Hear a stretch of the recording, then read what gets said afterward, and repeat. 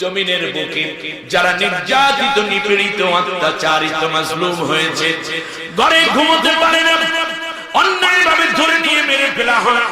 5 দিন পরে সন্তানের লাশ রাস্তার মধ্যে পায় মা, কিডন্যাপ করে নিয়ে গেছে।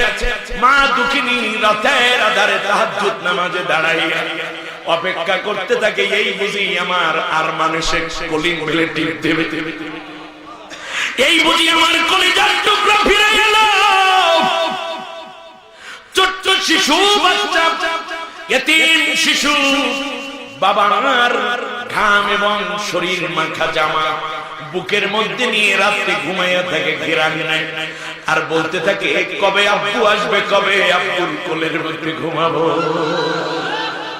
বিধবা স্ত্রী ঘরের মধ্যে বৈধব্য ব্রত পালন করে, দিন যায় রাত যায়, সপ্তাহ পেরিয়ে মাস যায়, মাসের পরে বছর আসে, বছর ঘুরে ঈদের পর ঈদ আসে।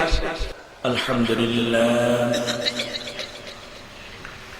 আলহামদুলিল্লাহ ওয়াহদা লা শারীকা লাহু ফাআলুন লিমা ইউরিদ ওয়া হুয়া আলা কুল্লি শাইইন কাদির। ونشهد أن سيدنا وحبيبنا وطبيبنا ومولانا محمدا عبده ورسوله الذي أرسله بالحق بشيرا ونذيرا وداعيا إلى الله بإذنه وسراجا منيرا. فقد قال الله تعالى في شان حبيبه مخبرا وآمرا. বাংলাদেশের প্রাচীনতম মুসলিম অধ্যুষিত জনপদ, যেখানে উলামায়ে কেরাম বাংলাদেশের এমন কোন উপজেলা নাই যেখানে খুঁজে পাওয়া যাবে না।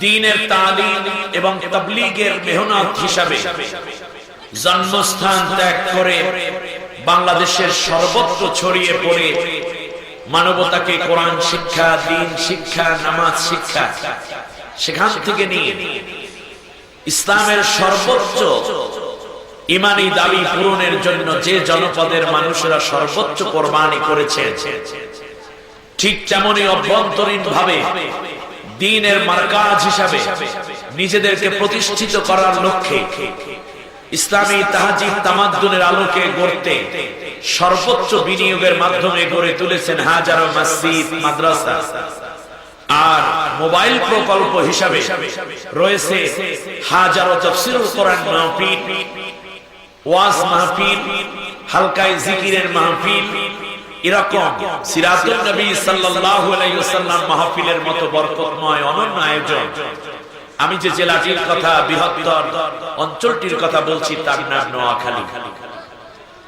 এই নোয়াখালীর রামগঞ্জ পানপাড়া এলাকা সাজানো গোছানো পল্লীর এই সুনিবিড় ছায়া ঢাকা, পাখি ঢাকা মায়াবী জনপদে ফোরকানিয়া ময়দান, দক্ষিণ হাজীপুর পাটোয়ারি বাড়ির ফোরকানিয়া মাদ্রাসা ময়দানে ঐতিহাসিক তাফসীরুল কোরআন মাহফিল আয়োজিত নুরানি বরকতি সওয়াবপূর্ণ এই মাহফিলের সম্মানিত সভাপতি, মাহমুদ গ্রুপের ব্যবস্থাপনা পরিচালক, বিশিষ্ট সমাজসেবক এবং শিল্পপতি, ধর্মানুরাগী জনাব AKM আমিনুল ইসলাম, আল্লাহ কোরআনের জন্য তার এই বিশাল আয়োজন এবং খেদমত কবুল করুন। আয়োজিত এই বরকতময় মাহফিলে সম্মানিত উলামায়ে কেরাম, যাদের ত্যাগ এবং কোরবানির ফসল হচ্ছে আজকের এই বিশাল মুসলিম জন অধ্যুষিত এই জনপদ, আজ বাতিলের কোন মাথা উঁচু করার সুযোগ, বারবার চেষ্টা করার পরেও কোন সুবিধাজনক জায়গায় পৌঁছতে পারছে না, ঠিক না বলেন? একটা নাস্তিক যদি কোন রকম করে কচ্ছপের মতো একটি কোন রকম মাথা দাঁড় করাবার চেষ্টা করে, সাথে সাথে লক্ষ যুবক এমন ভাবে তেরে আসে, শেষ পর্যন্ত পেটের মাথা পেটের ভিতর নিয়েই নিজের ঝাল মেটাতে হয়। সূর্যের মুখ দেখা কশিন কাল সম্ভব হয়ে উঠছে না। বন্ধুগণ, আজ এই মাহফিলে আমার মন ভরে গেছে ভিন্ন স্বপ্নে। তার কারণ চারিদিকে যখন ইসলাম এবং মুসলিম জাতিসত্তার রক্ত জীবন নিয়ে হোলি খেলা চলছে, আজ কোরআনের মাহফিলে শতকরা 95% তাজা প্রাণ যুবক দিয়ে সাজানো, ঠিক না বলেন? দাড়ি পাকে নাই, চুল পাকে নাই, তর তাজা প্রাণ। ইসলামের বিজয়ের জন্য যাদের রক্ত এবং জীবন আল্লাহ সবচেয়ে বেশি মঞ্জুর করেন, সেই সমস্ত তাজা প্রাণ তরুণরা আজ কোরআনের ময়দানে সমবেত হয়েছে। বিশ্ব ইস্তেমার ময়দানে বুড়া মানুষের চেয়ে যুবকদের ভিড়, ঠিক না বলেন? পীরের বাড়ির ইসলামে সব মাহফিলে যুবকদের চেয়ে বৃদ্ধদের চেয়ে যুবকদের ভিড়। তাফসীরুল কোরআন মাহফিলে বৃদ্ধদের চেয়ে যুবকদের ভিড়। বৃদ্ধরা দোয়া করে আর যুবকরা কোরআনের সবক নেওয়ার জন্য সেই ময়দানে উপস্থিত। এই ময়দান কশিন কালেও রাম পাবেরা দখল করে উলাঙ্গরিতের সুযোগ পাবে না।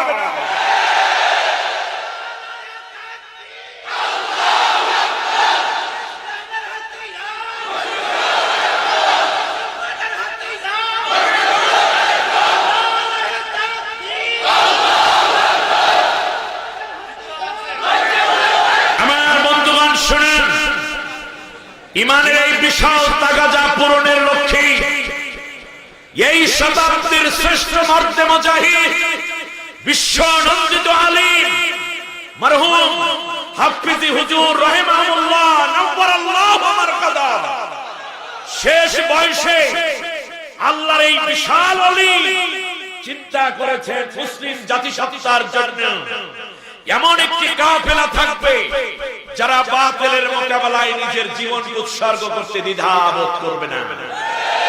সে ধারাবাহিকতায় আজও আল্লাহর কোরআনের খাদেম, কোরআনের সৈনিকরা ময়দানে সরব এবং সচেতন। আজ এই বিশাল তাফসীরুল কোরআন মাহফিলে আপনাদের খেদমতে আমার আগে গুরুত্বপূর্ণ কথা বলেছেন ডক্টর আল্লামা, কি নাম জানো? শাহাদাত হোসাইন। আল্লাহ রাব্বুল আলামিন তাকে কোরআনের জন্য বাকি জীবন মঞ্জুর করুন, বলেন আমিন। আপনাদের খেদমতে কথা বলেছেন হযরত মাওলানা ফয়জুল্লাহ, হযরত মাওলানা আবু নাসির মুহাম্মদ আব্দুল্লাহ, মাওলানা দিদারে ইলাহি সহ অনেক উলামায়ে কেরাম। মনে হচ্ছে যেন আজ বাংলাদেশের এই সবুজ ভূখণ্ডে কোরআন নাজিল হচ্ছে। আমার একটি কথা মনে পড়ে, হযরত জিবরিল আলাইহিস সালাম একবার আল্লাহ তাআলার কাছে এ বলি কিছুটা ধর্ণা ধরেছিলেন যে আল্লাহ তাআলা ইব্রাহিম আলাইহিস সালাম আপনাকে যে ভালোবাসে, কারণ আপনি তাকে অনেক কিছু দিয়েছেন, আপনাকে মহব্বত করে, কিন্তু মহব্বতের এই মাত্রা আমার কাছে এখনো কেমন যেন মনে হয়। জিবরিল বলছে কাকে? আল্লাহ রাব্বুল আলামিন বললেন তুমি তাহলে টেস্ট করে দেখো ইব্রাহিম আমার খলিলুল্লাহ হওয়ার যোগ্য কিনা, গিয়ে দেখো। আল্লাহ তো ভালোভাবেই জানেন, এরপরেও তাকে পাঠালো আল্লাহ রাব্বুল আলামিনের, আল্লাহ তাআলার জন্য নয় বরং জিবরিলকে বোঝানোর জন্য, ঠিক না বলেন?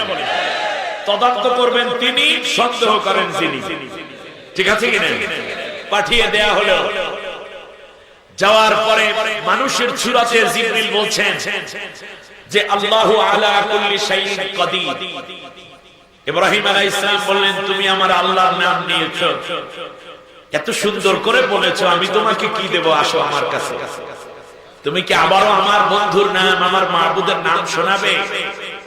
বললে হ্যাঁ শোনাবো, এখন কি দেবা সেটা বলো। বললে এই যে উটগুলো দেখে এগুলো সব তোমাকে দিয়ে দিলাম। আবার শোনা, আবার শোনা। এবার বলল ইন্নাল্লাহা হুয়াল গফুরুর রহিম। এখন কি দেবা? বলল যে আসো আমার দুম্বাগুলো তোমাকে দিয়ে দিলাম। একবার একবার আল্লাহর কথা শোনায় আর এক একটা করে উপঢৌকন দেয়, নতুন নতুন নাম শোনাচ্ছে আল্লাহ তাআলার। নিজে আবেগ আপ্লুত হয়ে আল্লাহর প্রেমে উজাড় হয়ে একের পর এক দিচ্ছে, দিতে দিতে দিতে দিতে ঘরে সোনা দানা চাল ডাল যা ছিল, গম জব সব দিছে, ঘর পর্যন্ত জিবরিলের নামে উৎসর্গ। বলে এখন কি দেবা? আল্লাহর নাম তো আরো আছে। বলে আর কি দেব? জিবরিল রওনা করেছে সবগুলো নিয়ে। পিছনে পিছনে ইব্রাহিম আলাইহিস সালাম দৌড়ায় আর বলে আমার আল্লাহর নাম আর একটু শোনাও না। বলল দেবা কি? বলল যে কিছু দিতে পারবো না, সারা জীবন তোমার চাকর হয়ে বিনা বেতনে তোমার খেদমত করব, তবু আমার আল্লাহর নাম আর একটু শোনাও। পকেটের ভরা যদি বেশি টাকা থাকতো, ওরা কোরআন তেলাওয়াত করেছে, মন উজাড় করে দিয়ে দিতাম। কোরআনের গান শুনিয়েছে, কিছু দিতে পারলাম না, মন উজাড় করে দোয়া করছি। আল্লাহ কবুল করুন, করেন আমিন। হাফেজ মোহাম্মদ তরিকুল ইসলাম, সাইফুল ইসলাম তকি সহ শ্রদ্ধেয় মুরব্বিয়ানে কেরাম, যুবক ভাইয়েরা, পর্দার অন্তরালের সম্মানিতা মা বোনেরা, অন্যান্য ধর্মাবলম্বী ভাই ও বোনদেরকে আন্তরিক মোবারকবাদ জানি। আর কোনো কথা না বলে আমি সোজা চলে যাচ্ছি আল্লাহর কোরআনের কাছে। আপনাদের কাছে আমার একটা প্রশ্ন আছে, এই প্রশ্নের জবাব দিলে কোরআন খুলে কথা বলবো, আর যদি জবাব না দেন, যে অবস্থায় আছি এই অবস্থায় পারি জমাবো। জবাব দিবেন ইনশাআল্লাহ? পারবেন? খেয়াল করো, আমি কোরআন থেকেই কথা বলবো ইনশাআল্লাহ বিমাশিয়াতিল্লাহ ওয়া বিফাদলিল্লাহ। কিন্তু সেই কোরআনের কথাটা যদি বাস্তবতার নিরিখে দেখা যায় যে আপনার পীর বলে একরকম, কিন্তু কোরআনে আল্লাহ বলেছেন আর একরকম, তখন আপনি কি করবেন? পীরের কথা মানবেন না কোরআন মানবেন? পীর বাদ দেবেন না আল্লাহর কোরআন বাদ দিবেন? পারবেন? কোরআনটা মেনে নিতে পারবেন? কারণ যেই পীর কোরআনের সাথে মেলে না ওটা পীর নয়, ঠিক না বলেন? রাইট। দ্বিতীয় কোশ্চেন, আমি কোরআন দিয়েই কথা বলবো ইনশাআল্লাহ, কিন্তু কোরআনের কথার সাথে দেখা গেল আপনার বুজুর্গের কোন কথা অমিল হয়ে গেছে। বুজুর্গ বলে একরকম, কোরআন বলেছে আর একরকম। যেই বুজুর্গের কথা কোরআনের সাথে মেলে না ওটা তো বেজুর্গ, ঠিক না বলেন? অতএব এরপরেও প্রশ্ন, যদি কোরআনের সাথে না মেলে বুজুর্গের কথা, আল্লাহর কোরআনের কথা বাদ দিবেন না বুজুর্গকে বাদ দিতে হবে? পারবেন? পারবেন? শেষ কোশ্চেন, কোরআন বলেছে একরকম, আপনার নেতা বলে আর একরকম, নেত্রী বলে আর একরকম, কন্ট্রাডিক্টিভ হয়ে গেল। আল্লাহর কোরআনের সাথে নেতার কথা মেলে না, নেত্রীর কথা মেলে না। এখন কি করবেন? কোরআন বাদ দেবেন না নেতা নেত্রী বাদ দেবেন? কাকে বাদ দিতে হবে? তার কারণ এই কোরআন দুইজন শুনেছে, এক দুইজনের নামের পূর্বে আবু আছে, একজনের নাম আবু জাহেল আর একজনের নাম আবু বাকার, ঠিক না বলেন? শুনেছে কি? কোরআন কার জবান থেকে? রাসূলুল্লাহর জবান থেকে।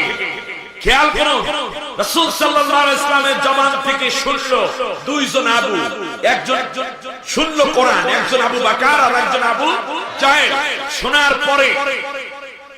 পরে একজনে কোরআনকে এমন ভাবে মেনে নিলেন, নবীকে এমন ভাবে আনুগত্য করলেন, নবীর প্রেমে এত উজাড় হয়ে গেলেন, আল্লাহ খুশি হয়ে দুনিয়ায় তাকে জান্নাতের সার্টিফিকেট দান করলেন। প্রায় অর্ধেকটা পৃথিবীর রাজত্ব, খেলাফতের দায়িত্ব আল্লাহ তার হাতে তুলে দিয়েছিলেন। নাম কি? আবু বকর। এই কোরআনই শুনেছে ওই নবীর জবান থেকে। শোনার পরে কোরআন তো মানতে পারেই নাই, বরং কোরআনের বিরোধিতা করলো, আল্লাহর নবীকে মারতে চাইলো, হত্যা করতে 14 বার অ্যাটেম্প নিল, বদনাম ঘটালো, জেলের মধ্যে ঢুকাইলো, নবীকে ঘর বাড়ি ছাড়া কইরা সাহাবীদেরকে পৃথিবী থেকে হত্যার ষড়যন্ত্রে বহুবার লিপ্ত হয়েছে। কিন্তু আল্লাহ তাআলা দেখুন, আল্লাহর নবীর ঘরের কাছে, খুব কাছে বাড়ি হলো আবু জাহিল। আল্লাহ রাব্বুল আলামিন কোরআনকে অমান্য করার প্রতিদান হিসাবে কোরআনের এই অমান্য করার ক্ষতি হিসাবে দুনিয়ায় বসে আল্লাহ তাআলা তাকে জাহান্নামের সার্টিফিকেট ধরাই দিয়েছে। ঠিক কিনা বলেন? নাম কি? আবু জাহেল। এখন কোরআনের কোন কথা দেখা গেল আপনার বিরুদ্ধে চলে গেছে, আপনার নেতার বিরুদ্ধে চলে গেছে, কিন্তু কথাটা কোরআনের। কথাটা কার? কোরআনের। আপনার নেত্রীর বিরুদ্ধে চলে গেছে, কিন্তু কথাটা কোরআনের। কোরআনের কথা জামালউদ্দিনের কথা না আল্লাহর কথা? জোরে বলেন কার কথা? আমরা কার গোলাম? কার কথা মানতে হবে? আল্লাহর কথা মানতে হবে। কিন্তু এই জটিল পরিস্থিতি যদি তৈরি হয়ে যায়, আজ ঈমানের পরীক্ষা হবে। আপনি যদি আল্লাহর কোরআনকে বাদ দেন, তাহলে তো চিরদিনের জন্য জাহান্নাম। ঠিক কিনা বলেন? ওয়াল্লাযীনা কাফারু ওয়া কাযযাবু বিআয়াতিনা উলাইকা আসহাবুন নার হুম ফিহা খালিদুন। সূরা সূরা বাকারা আয়াত নম্বর 38। আল্লাহ রাব্বুল আলামিন বলেন, আমার কোরআনকে যারা অস্বীকার করবে আর কোরআনের কোন কথাকে মিথ্যা প্রতিপন্ন করে উড়াইয়া দেবে, আমি আল্লাহ রাব্বুল আলামিন তার জন্য স্পষ্ট জাহান্নাম নির্ধারণ করে রেখেছি। ওই জাহান্নামে তারা অনন্তকাল পড়ে থাকবে। স্বীকৃতি কার? বিশ্বাস হয় 99%। কবরের মধ্যে যেই নবীর সুপারিশ কামনা করি আমরা, ঠিক কিনা বলেন? আমার দেশের প্রধানমন্ত্রী নবীর সুপারিশ চাই কিনা? মন্ত্রীরা চাই কিনা? এমপিরা চাই কিনা? ডিসি চাই কিনা? এসপি, গোয়েন্দা পুলিশেরা চাই কিনা? মেম্বার চেয়ারম্যানেরাও চাই, আমরাও চাই, ঠিক কিনা বলেন? কিন্তু খেয়াল করুন, আল্লাহ রাব্বুল আলামিন স্পষ্ট করে বলে দিয়েছেন, নবী সুপারিশ তো করবেনই না, বরং আমার কোরআনকে যারা তুচ্ছ জ্ঞান করবা, এই কোরআন অনুযায়ী যারা চলবে না, কোরআনকে যারা বিনা প্রশ্নে মেনে নিতে পারবে না, আমি আল্লাহ রাব্বুল আলামিন শুনাইয়া দিলাম, নবীর সুপারিশ তো দূরের কথা, বরং কবরে রাখার পর পর আল্লাহর নবী ওই মানুষটার বিরুদ্ধে আল্লাহর কাছে মামলা দায়ের করবে। সূরা নাম সূরা ফুরকান আয়াত নম্বর 30। কোরআন মানার যোগ্যতা যদি আপনার ভিতরে না থাকে, আপনি তাহলে ব্লাড টেস্ট করতে কালকে ডাক্তারখানা যান। আবু জাহিলের রক্তের গ্রুপ আপনার রক্তের গ্রুপ এক, ঠিক কিনা বলেন? আজ টেস্ট হবে, এই চূড়ান্ত টেস্টে দেখা যাবে আপনি কোরআনের পক্ষে না কোরআনের বিপক্ষে। কোরআনের কথা মানতে যদি আপনার কোন রকম অসহ্য বোধ হয়, তাহলে মনে রাখতে হবে আপনার ভিতরে আবু জাহেলের রক্ত গড়গড় করে। ঠিক রাখা খেয়াল করুন, সূরা নাম সূরা ফুরকান আয়াত নম্বর কত? জামালউদ্দিনের কথা নয়, আল্লাহ রাব্বুল আলামিন বলেছেন, ওয়াকালার রাসূলু ইয়া রাব্বি ইন্না কওমি ইত্তাখাযু হাযাল কুরআনা মাহজুরা।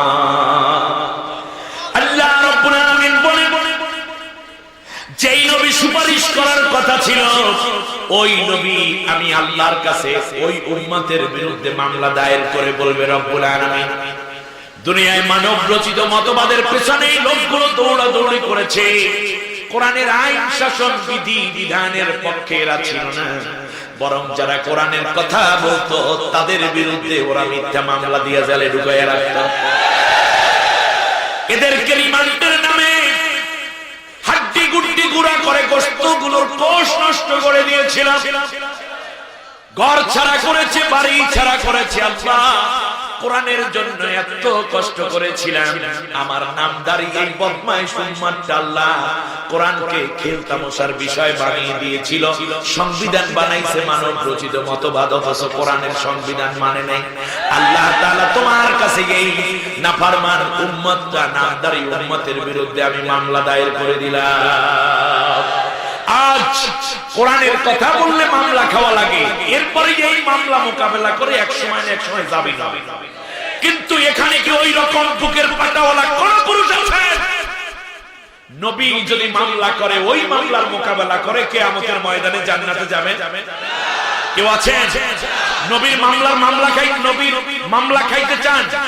তাহলে আজ আপনাকে সিদ্ধান্ত নিতে হবে কোরআন যা বলেছে আর নেতা নেত্রী যা বলে তা যদি কোরআনের বিপরীতে হয় তাহলে নেতা নেত্রীকে শুট করুন, নেতা নেত্রীকে বাদ দিন, নেতা নেত্রীকে ত্যাগ করে আল্লাহর কোরআনকে বুকে ধারণ করে জান্নাতি মানুষ হওয়ার সৌভাগ্য অর্জন করতে হবে। ঠিক না বলেন? পারবেন? পারবেন? কে কে পারবেন? হাত উঁচু করে আল্লাহকে দেখা।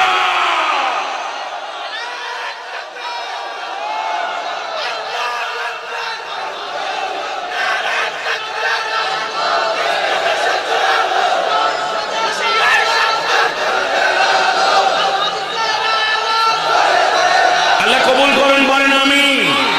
সবাই বলেন আমিন। আমার সাথে আল্লাহ তাআলার কাছ থেকে শয়তানের ওয়াসওয়াসার পানা চেয়ে নিচ্ছি।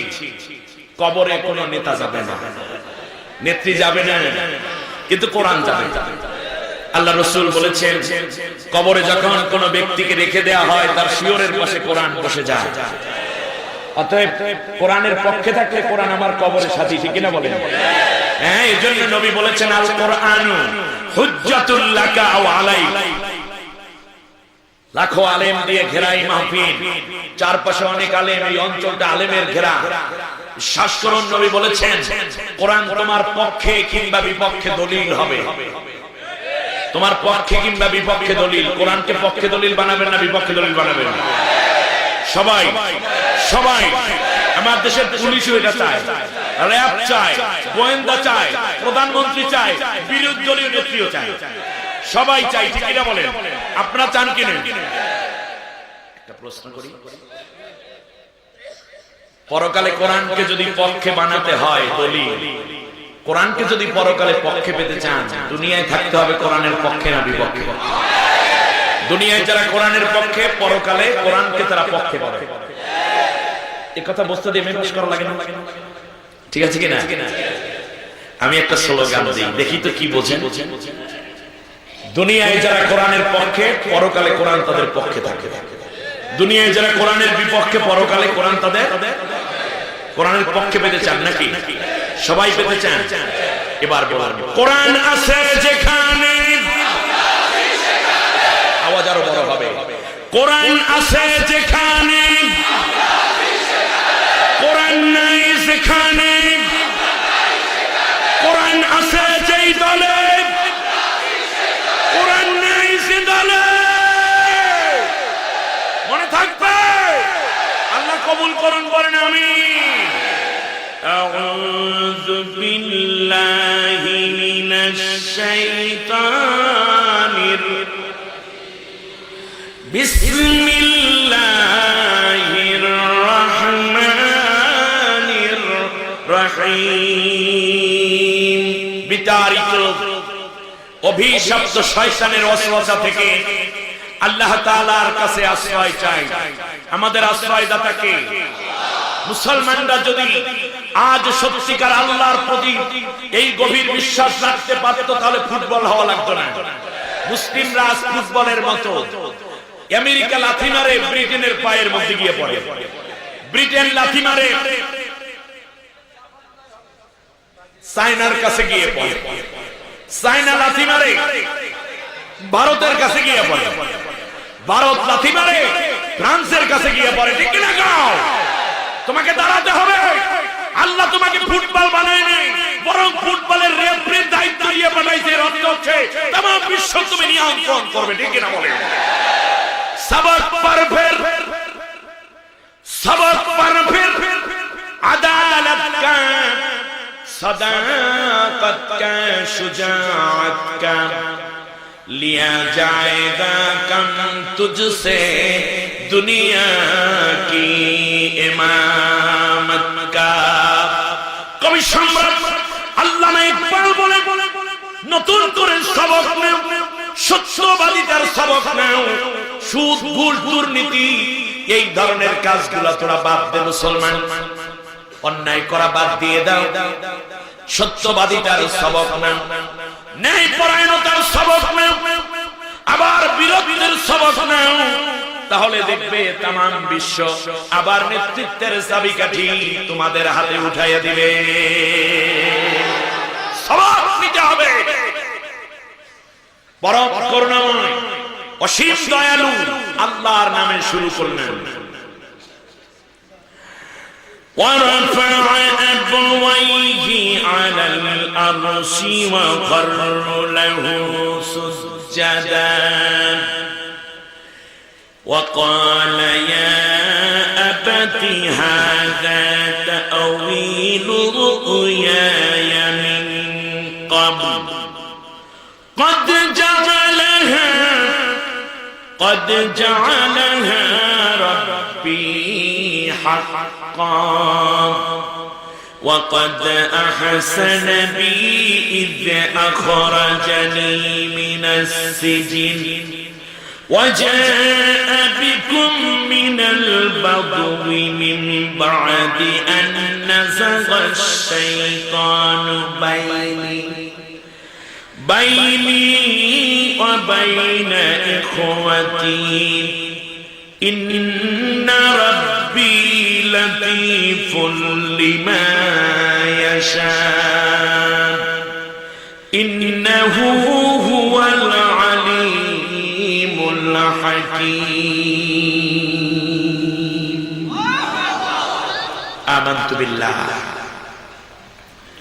হে বিশ্বের সমগ্র অধিবাসী, স্মরণ করো সে সময়ের কথা যে ঘটনা ঘটেছিল আজ থেকে নিয়ে ৪৫০০ বছর আগে। কত বছর? আমি কত বছর আগের ঘটনা শোনাচ্ছি? এটা কি ৪৫০০ বছরের শেষ নাই, এখনো চলে। এজন্যই তো এখনো কোরআনে আছে। কিয়ামত পর্যন্ত এরকম ঘটনা ঘটবে বিধায় আল্লাহ রাব্বুল আলামিন কোরআনের মধ্যে এটা ইনক্লুড করেছেন। সুবহানাল্লাহ। ঘটনাটা ছিল এরকম, দীর্ঘ ২৫টি বছর পর্যন্ত আমার ছোট্ট ইউসুফকে হারাইয়া, সুবহানাল্লাহ বলতে চায় না? কে বলছেন, কে শোনাচ্ছেন কথাগুলো? ইউসুফকে হারাইয়া তার পিতা ইয়াকুব যখন একেবারেই বেকারার হয়ে পড়েছে, এক পর্যায়ে আমি সংবাদ দিলাম যে ইউসুফ মিশরের বাদশা হয়ে বসে আছে। বাবা আসবে বলে বাড়ি থেকে রওনা করেছেন, সাথে ১০ সন্তান, ১০ পরিবার। সুবহানাল্লাহ। সন্তানদের স্ত্রীরা আছে, তাদের সন্তানেরা আছে।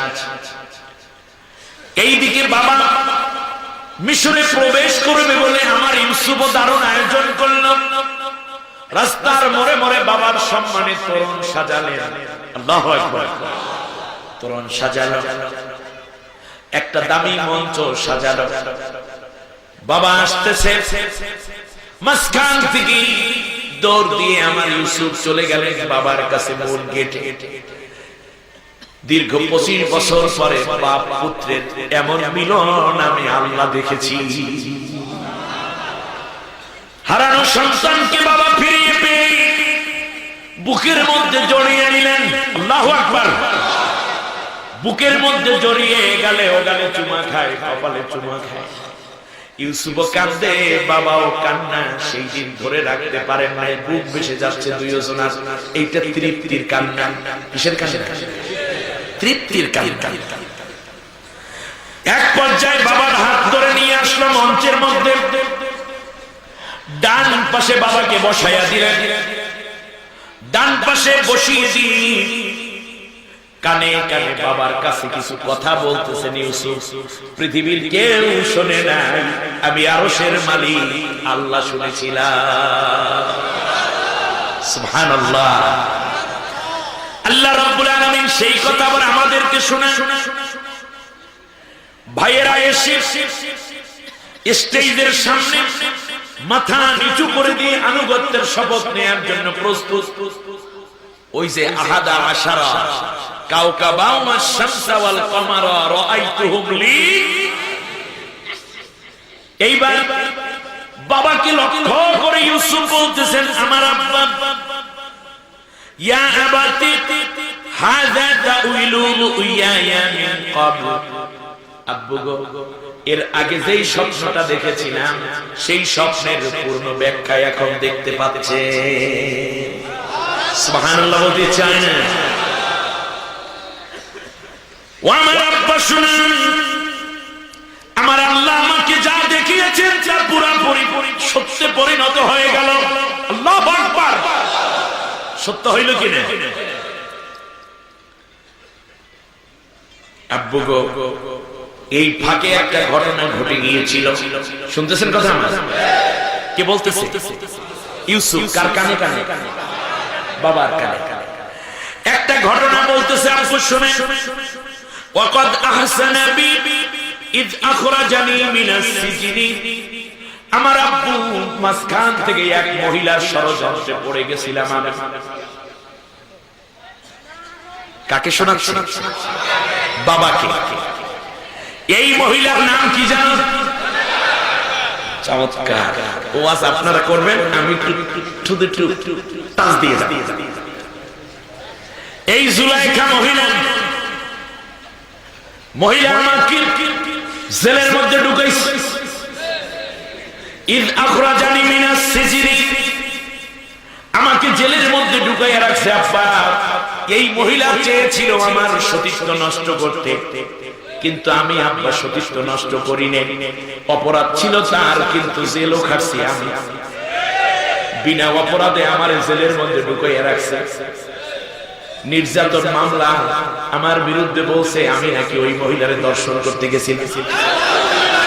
15 দিনের শিশু সাক্ষ্য দিয়ে বলেছিল, জামা যদি সামনের দিক থেকে ছেঁড়া থাকে কিংবা কোসকানো থাকে তাহলে ইউসুফ দোষী, মহিলা নির্দোষ। ঠিক না বলেন? কিন্তু জামা যদি পিছন দিক থেকে ছেঁড়া থাকে, কুদ্দামিল দুবুরি, পিছন দিক থেকে যদি জামা ছেঁড়া থাকে তাহলে মনে করতে হবে ইউসুফ নির্দোষ, মহিলা দোষী।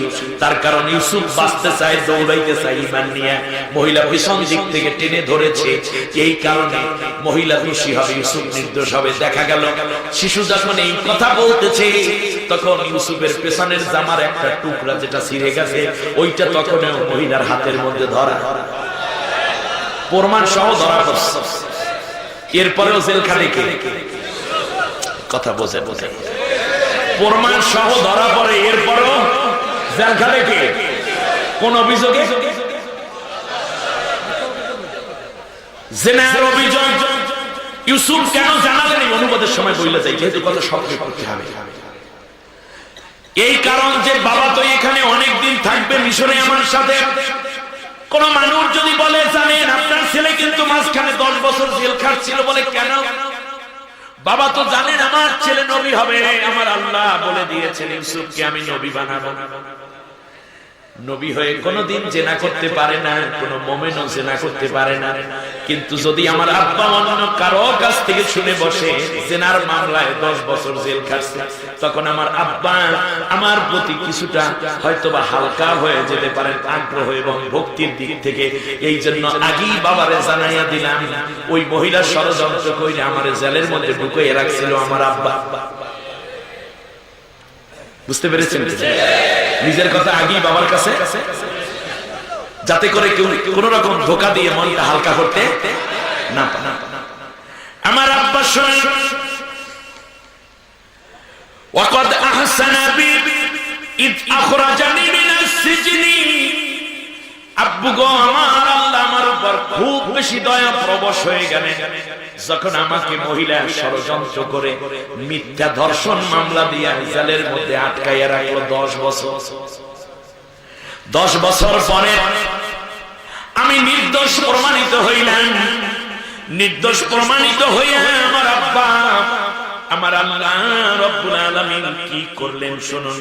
রব্বি কদ আতাইতানি মিনাল মুলক। আমার আব্বা, আমার আল্লাহ জেল থেকে বের করে কারো বাড়িতে নেয় নাই, কোন বোর্ডিং এ উঠায় নেয়, সাধারণ কোন ঘরে নেয় নাই। আমার আল্লাহ জেল থেকে সরাসরি মিশরের বাদশাহিত্বের সিংহাসনের মধ্যে আমার আল্লাহ আমারে বসায় দিয়েছে। কথাগুলো কার? ওই সময় আমরা ছিলাম 4500 বছর আগে না, কিন্তু একটু ছোট ছোট আজ দিয়ে যায়।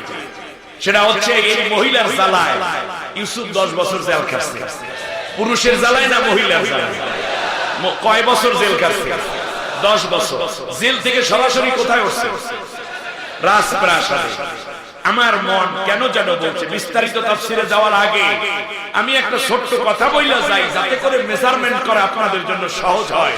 সেটা হচ্ছে, আল্লাহ রাব্বুল আলামিন আমার দেশের ইউসুফ জেলের মধ্যে আছে, 8 বছরের বেশি হয়ে গেছে। 2 বছরের মাথায় যাইয়ে বাংলাদেশে একটা গোলপাল পেছানোর সম্ভাবনা আছে, ঠিক কিনা বলেন? 10 বছর হয়ে যাবে। আমার মন কেনই যেন বলছে, বাংলার ইউসুফকে আল্লাহ তাআলা জেল থেকে চাঁদপুরেও আনবেন না, নোয়াখালীতেও আনবেন না, ওই বরিশালেও নিবেন না।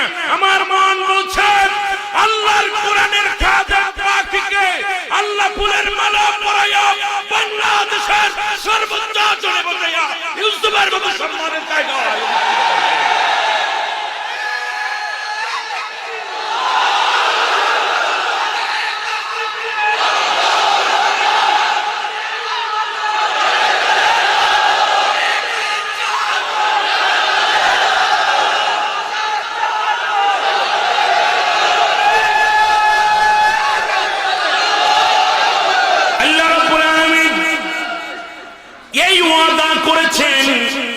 সূরা কসাসের মধ্যে গিয়ে চমৎকার করে সূরা কসাসের 5 নম্বর আয়াতের মধ্যে আল্লাহ রাব্বুল আলামিন বলেন, ওয়ানুরিদু আন্নামুন্না আলাল্লাযীনা ইসতুদঈফু ফিল আরদি ওয়ানাজআলাহুম আইম্মাতাও ওয়ানাজআলাহুমুল ওয়ারিসিন।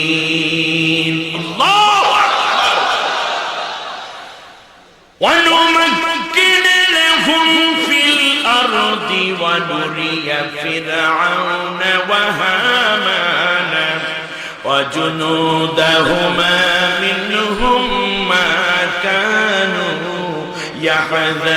يحذرون। কারকথা আল্লাহ রাব্বুল আলামিন বলেন, আমি আল্লাহ চূড়ান্ত সিদ্ধান্ত নিয়ে রেখেছি।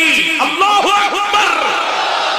আমি আল্লাহ চূড়ান্ত সিদ্ধান্ত নিয়ে রাখলাম, আন্নামুন্না আলাল্লাযীনা ইসতুদঈফু ফিল আরদ, জমিনের বুকে যারা নির্যাতিত, নিপীড়িত, অত্যাচারিত, মাজলুম হয়েছে, ঘরে ঘুমোতে পারে না, অন্যায়ভাবে ধরে নিয়ে মেরে ফেলা হয়।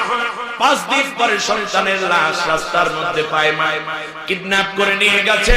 মা দুঃখিনী রাতের আধারে তাহাজ্জুদ নামাজে দাঁড়াইয়া অপেক্ষা করতে থাকে, এই বুঝি আমার আর মানুষের কলিং বেলে টিপ দেবে, এই বুঝি আমার কলিজার টুকরা ফিরে গেল।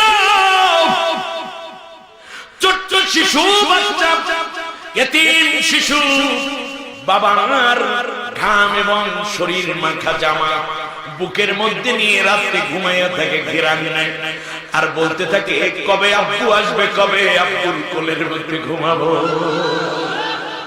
বিধবা স্ত্রী ঘরের মধ্যে বৈধব্য ব্রত পালন করে, দিন যায়, রাত যায়, সপ্তাহ পেরিয়ে মাস যায়, মাসের পরে বছর আসে, বছর ঘুরে ঈদের পর ঈদ আসে, মা তার সন্তানকে আর ফিরে পায় না, সন্তান ফিরে আসে না, ইয়াতিম বাচ্চাগুলো তাদের বাবাকে আর ফিরে পায় না, বিধবা স্ত্রী তার স্বামীকে আর ফিরে পায় না।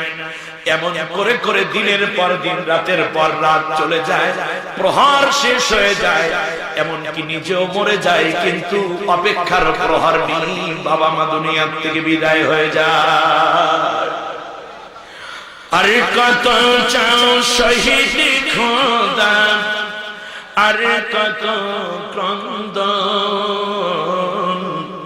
আসবে কবে এই জমিনে তোমারই শ্বাস। আমি আল্লাহ তাআলা ওয়াদা করলাম, অনুরিদু আন্নামুন্না আলাল্লাযীনা ইসতুদঈফু ফিল আরদ, জমিনের বুকে যারা আজ নিপীড়িত, আমি আল্লাহ তাদের উপরে আমার দয়া ঢেলে দেব। সুবহানাল্লাহ বলেন। ওয়ানাজআলাহুম আইম্মাতান, গোটা জাতির নেতৃত্বের চাবিকাঠি আমি তাদের হাতে উঠাই দেব। ওয়ানাজআলাহুম, জুমা মুতাকাল্লামের থেকে আল্লাহ নিজে দায়িত্ব নিয়েছেন। সুবহানাল্লাহ বলেন। ওয়া নাজআলাহুমুল ওয়ারিসিন, এই নির্যাতন নিপীড়নের পরে রাষ্ট্র ক্ষমতায় তাদেরকে আমি আল্লাহ ওয়ারিস বানাই দেব। ওয়া নুমাক্কিনা লাহুম ফিল আরদি, জমিনের বুকে আমি আল্লাহ দুর্বল পার্টিটাকে শক্তিশালী করে দেব। সুবহানাল্লাহ বলতে চায় না? শক্তিশালী করার মালিক কে?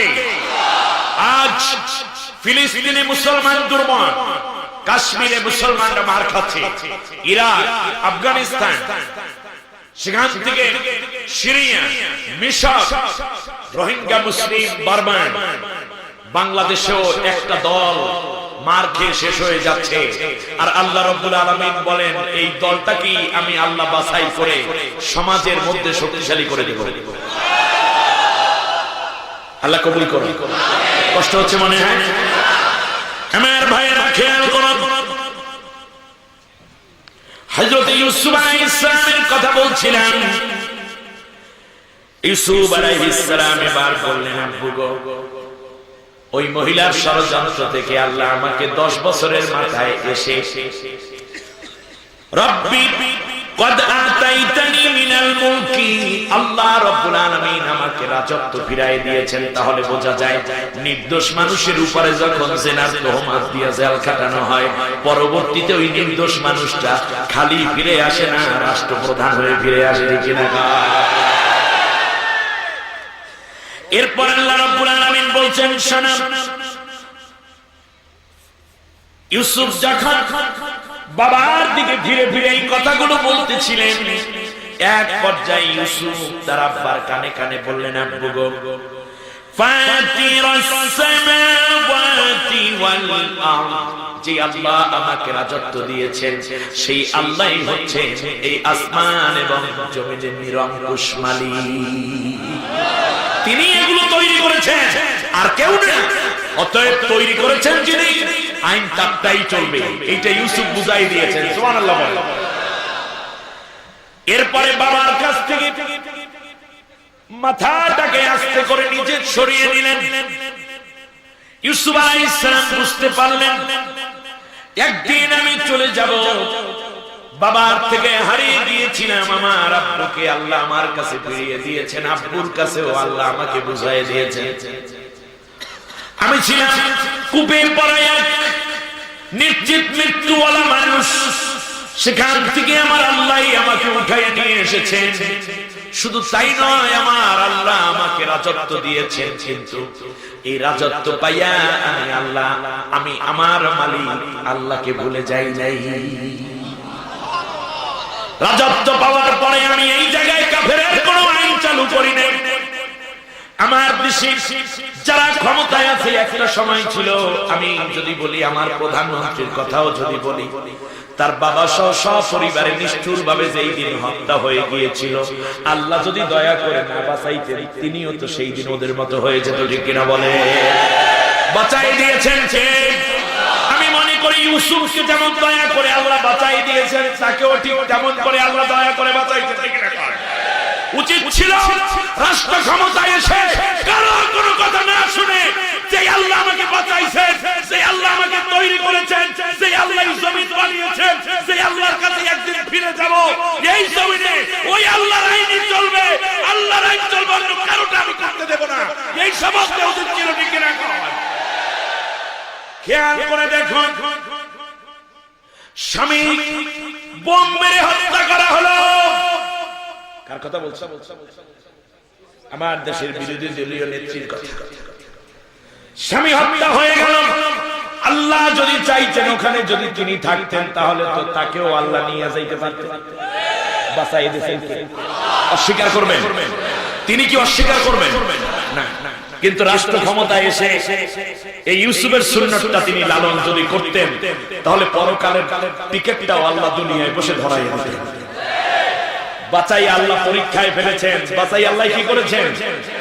আমরা আজকে দোয়া করি এই হাজারো জনতা আল্লাহ যেন এই বাঁচাবার শুকরিয়া স্বরূপ আল্লাহ যেন তাদেরকে কোরআনের পক্ষে, আল্লাহর কোরআন দিয়ে রাষ্ট্র চলবে, এই আইন পাশের মাধ্যমে ইউসুফ আলাইহিস সালামকে আল্লাহ যেমন মর্যাদা দিয়েছেন দুনিয়ায়, আখিরাতে দিবেন, ঠিক সেই মর্যাদায় যেন আল্লাহ তাদেরকে আসার তৌফিক করে দেন।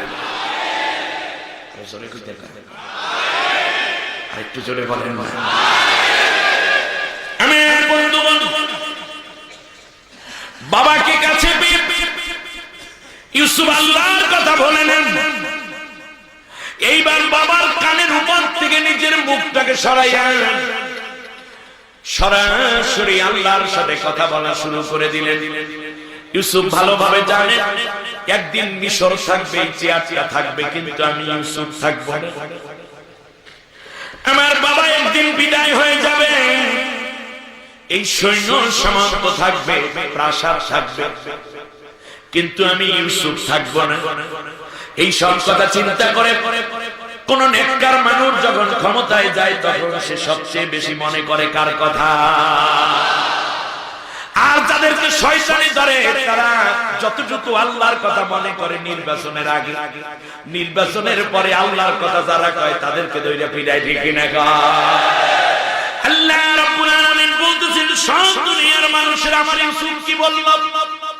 বাবার মুখের উপর থেকে, কানের উপর থেকে নিজের মুখটাকে সরাইয়া চোখের পানি ছেড়ে ইউসুফ মাথাটা নিচু করে ফেলে ডাক দিয়া বলল, ফাতিরাস সামাওয়াতি ওয়াল আরদ, আল্লাহ গো, আসমান জমিনের একচ্ছত্র স্রষ্টা এবং বিনাশকারী তুমি আল্লাহ, আর কেউ না। আনতা ওয়ালিয়্যি ফিদ দুনিয়া ওয়াল আখিরাহ তাওয়াফানি মুসলিমান ওয়া আলহিকনি বিস-সালিহিন। ইউসুফ আলাইহিস সালাম সব কথা আল্লাহকে এবার বলতেছেন, আল্লাহ বাবা ছিল না আমার কাছে, এরপরেও তুমি আমাকে দয়া করেছো। আজ বাবাকে পেয়ে তোমাকে ভুলে যাই নাই মালিক, তুমি আমার একচ্ছত্র অভিভাবক দুনিয়া এবং আখিরাতে। দুনিয়া এবং আখিরাতে আল্লাহ তুমি ছাড়া আমার কেউ নাই। তাওয়াফানি মুসলিমা, তুমি আমাকে মুসলমান অবস্থায় ইন্তেকাল দাও, আর কিয়ামতের ময়দানে আল্লাহ নেককার বান্দাদের সাথে তুমি আমার হাসর করাইও। আল্লাহু আকবার। এ দোয়া করেছেন ইউসুফ আলাইহিস সালাম। আমাদের সকলের এই দোয়া করা উচিত। বলেন, আনতা ওয়ালিয়্যি ফিদ দুনিয়া ওয়াল আখিরাহ তাওয়াফানি মুসলিমান ওয়া আলহিকনি বিস-সালিহিন। সূরার নাম সূরা ইউসুফ। আমি আপনাদের খেদমতে 101 এবং 102 নম্বর আয়াত তেলাওয়াত করে তার অনুবাদ করেছি। কোরআনুল কারীমের 12তম পারার মধ্যে এই সূরাটা আছে। 111টি আয়াত আছে এই সূরাটার মধ্যে, 12টা আছে রুকু। 12তম পারা কোরআনের 12 নম্বর সূরা। তা 12তম পারা 12 নম্বর সূরা, 12টা রুকু, 111টা আয়াত, তার মধ্যে 100 এবং 101 এই দুটো আয়াত তেলাওয়াত করেছি। দুইটা আয়াতের কথা শুনে কি যাওয়ার মতো ধৈর্য আপনাদের মনে থাকবে? সূরাটা মক্কায় অবতীর্ণ। আমার দিকে কান খাড়া করে মন দিয়ে শুনতে হবে কথা। আল্লাহ কবুল করুন। আল্লাহর নবী শুনুন, আল্লাহর নবীর বিরুদ্ধে আবু জাহেল এক পর্যায়ে হত্যা করার জন্য চূড়ান্ত সিদ্ধান্ত নিল। নবী আমার জেলের মধ্যে থাকতে আবু জেহেল দারুন নদওয়ার মধ্যে বিল পাস করে ফেলেছে। নবী তখন কোথায়? জেলে। দারুন তিনি ছিলেন সেহাবে আবু তালিবের মধ্যে।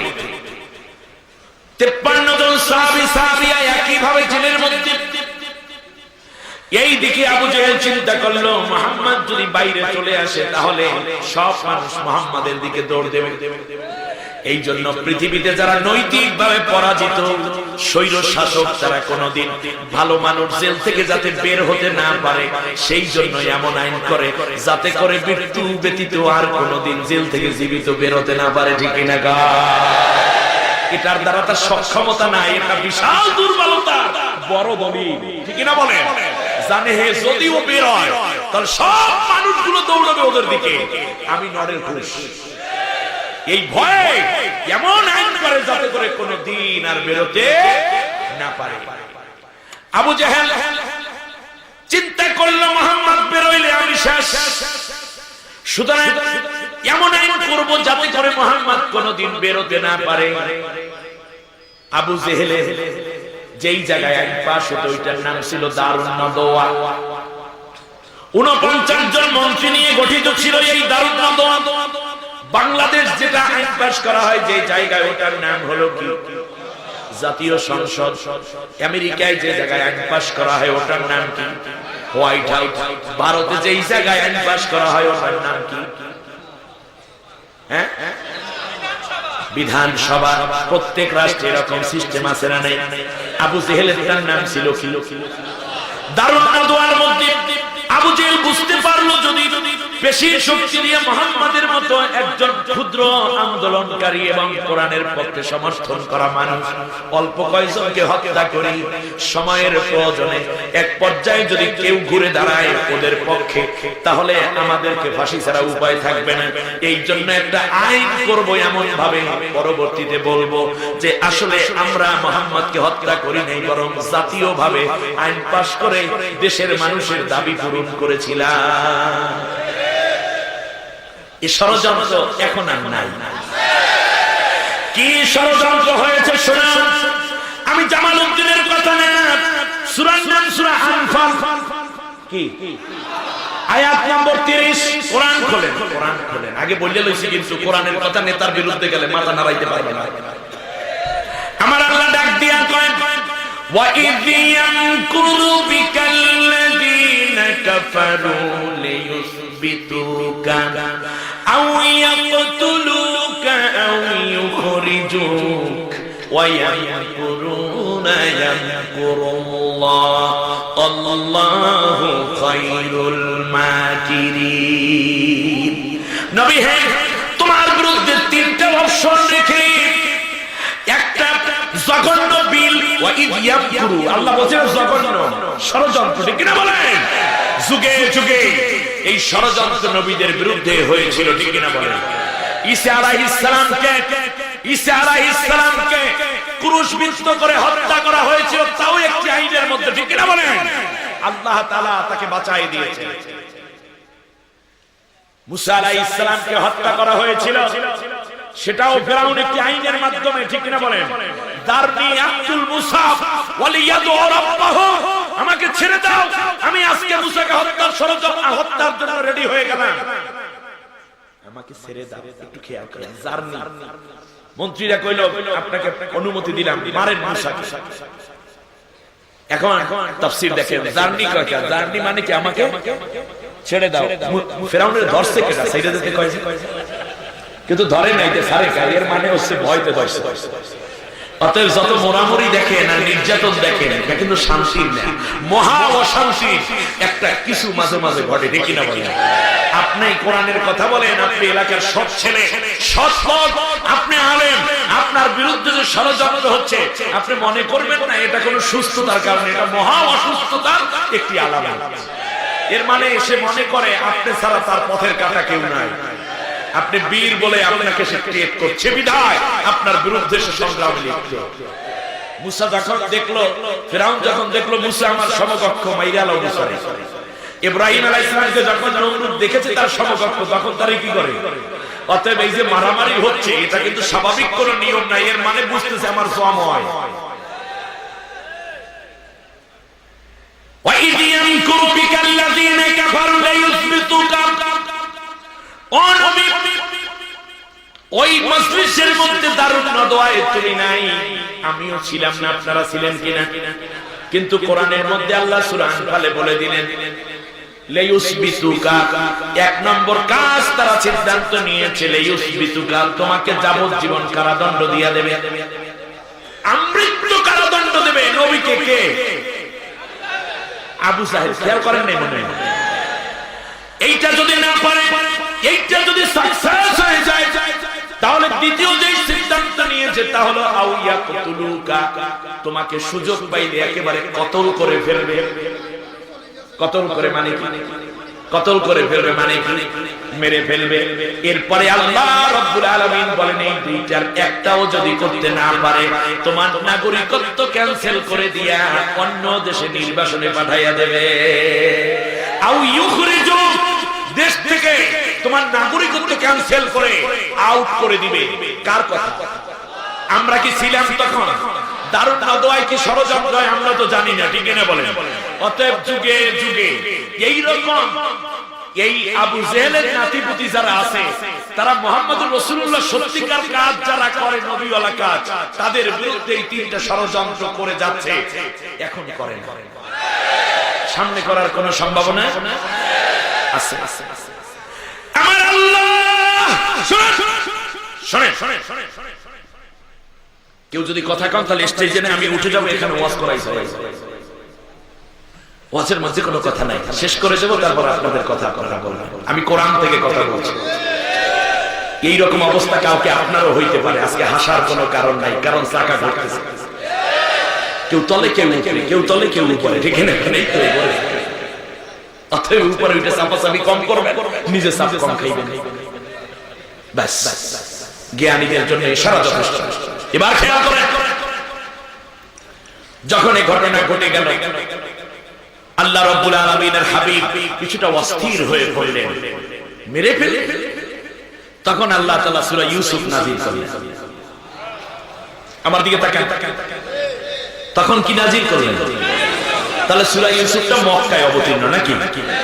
ব্যাস, ইউসুফ নাযিল করলে আল্লাহ তাআলা কাফেরদেরকে একটা মেসেজ দিলেন যে শোনো, তোমরা তো তোমাদের ভাই মুহাম্মদকে মাইরে ফলাইতে চাও।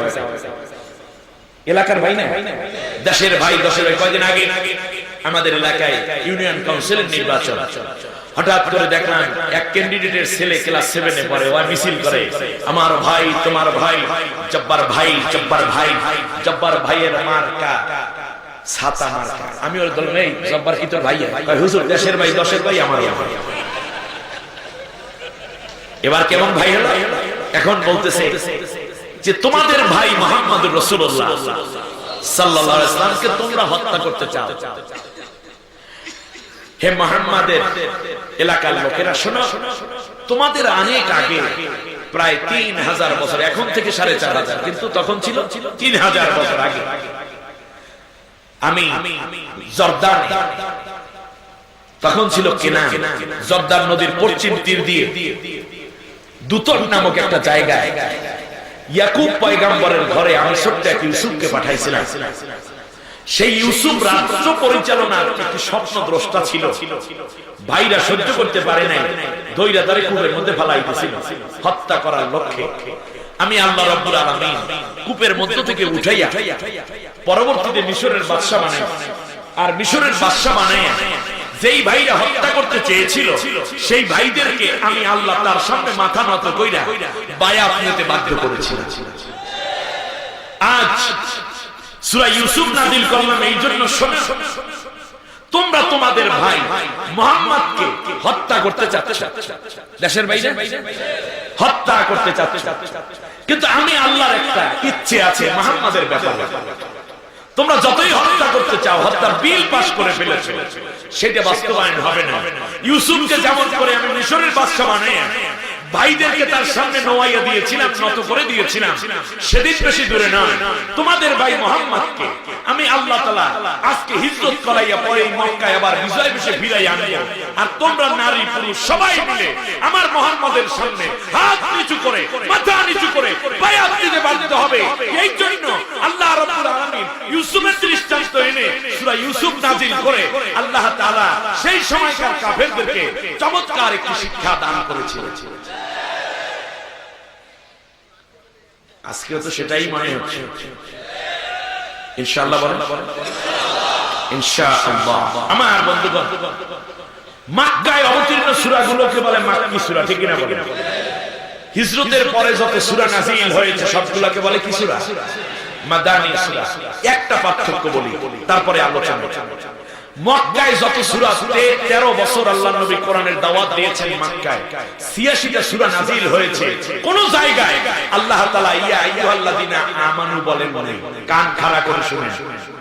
আল্লাহ বলেছেন ইয়া আইয়ুহান নাস, অর্থ হে মানুষেরা। আর ইয়া আইয়ুহাল্লাযিনা আমানু অর্থ কি? হে ঈমানদারেরা। বলেছেন ইয়া বানি আদম, হে আদম সন্তানেরা। কিন্তু ইয়া আইয়ুহাল্লাযিনা আমানু মক্কায় 86 সূরার কোন জায়গায় আল্লাহ বলেন না। আর 28টা সূরা নাযিল হয়েছে মদিনায়। মদিনার সূরাগুলোর মধ্যে আল্লাহ একবার দুইবার নয়, সর্বমোট 133 বার ইয়া আইয়ুহাল্লাযিনা আমানু বলে মহব্বত করে ডাক দিয়েছেন। মক্কায় কেন ঈমানদার নাই? মক্কায় ঈমানদার আছে কিন্তু ইয়া আইয়ুহাল্লাযিনা আমানু হয় না কেন? মক্কায় আবু বকরের মতো ঈমানদার আল্লাহ নবী বলেছেন तमाम পৃথিবী সমস্ত মানুষের নেক যদি ঈমানদারের নেক এক পাল্লায় দেয়া হয়, আর হিজরতের এক রাতে আবু বকরকে আল্লাহ যে নেক দিয়েছেন তা যদি আরেক পাল্লায় দেয়া হয়, তাহলে এক রাতের সবের পাল্লাটা আল্লাহ তাআলার কাছে কিয়ামতের দিন সমস্ত মানুষের নেকের চেয়ে বেশি ভারী হয়ে যাবে। এই আবু বকর মক্কায়, ওমর মক্কায়, উসমান মক্কায়, আলী মক্কায়, খাব্বাব, খুবাইব, বেলাল, আরা, আব্দুর রহমান বিন আউফ, মুসআব বিন উমাইর, বেলাল, খাদিজা, এরা সবাই কোথায়? কিন্তু ইয়া আইয়ুহাল্লাযিনা আমানু হয় না। শুনুন, ওয়াজ বেশি শোনার দরকার নেই, দুই একটা শুনি তো। শোনো, ইয়া আইয়ুহান নাস, ইয়া আইয়ুহান নাস হে মানুষেরা। মদিনায় আল্লাহর নবী হিজরত করলেন।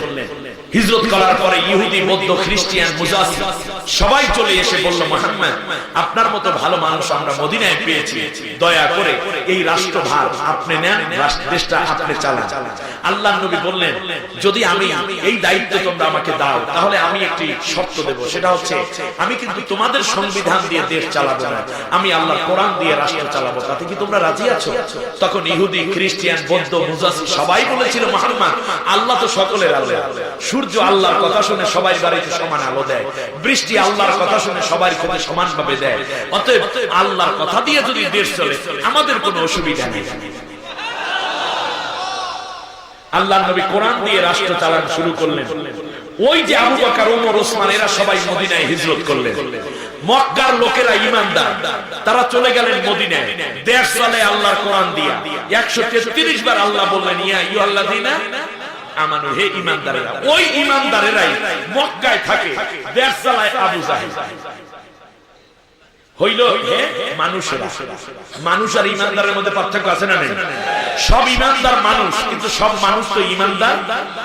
আবু জেহেলও মানুষ, আবু বকরও মানুষ, আবু লাহাবও মানুষ, ওমরও মানুষ, কিন্তু দুইজন কি ঈমানদার না? খেয়াল করো তাহলে মক্কা ইয়া আইয়ুহান নাস হলো ইয়া বানি আদম, আদমের সন্তান হলো এই জন্য যেহেতু মক্কার রাষ্ট্র চলে কুফরি আইন দিয়ে। জোরে বলেন কি আইন দিয়ে? আল্লাহ কোরআন দিয়ে চলে না। আর ওই মানুষরাই, ওই ঈমানদারেরাই মদিনায় হিজরত করলেন। মাঝখানে শুরু হলো, তখন মদিনায় লোক ছিল 1157 জন, তার মধ্যে মাত্র 218 জন ছিল মুমিন, আর বাকিরা সব অন্য ধর্মাবলম্বী। এরপরে আল্লাহ ডাক দেন ইয়া আইয়ুহাল্লাযিনা আমানু। তার কারণ কি? মুমিনেরা উপস্থিত নাকি কোরআনের আইন আছে এই কারণে, কোরআনের আইন আছে এই কারণে। অতএব রাষ্ট্র যদি আল্লাহর কোরআন দিয়ে না চলে, সেই রাষ্ট্রে আবু বকর থাকলো ইয়া আইয়ুহাল্লাযিনা আমানু হয় না, ওমর, ওসমান থাকলো ইয়া আইয়ুহাল্লাযিনা আমানু হয় না। আর ওই রাষ্ট্রে যদি কাফের বেশি হয়, অমুসলিম বেশিও থাকে, কোরআন দিয়ে যদি দেশ চলে তাহলে হয়ে যায় ইয়া আইয়ুহাল্লাযিনা আমানু।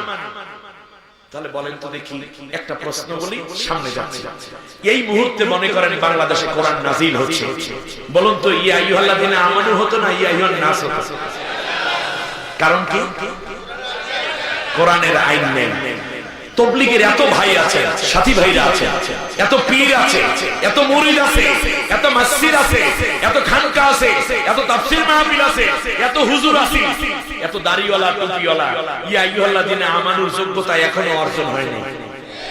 ইয়া আইয়ুহাল্লাযিনা আমানুর যোগ্যতা মানে হচ্ছে কি?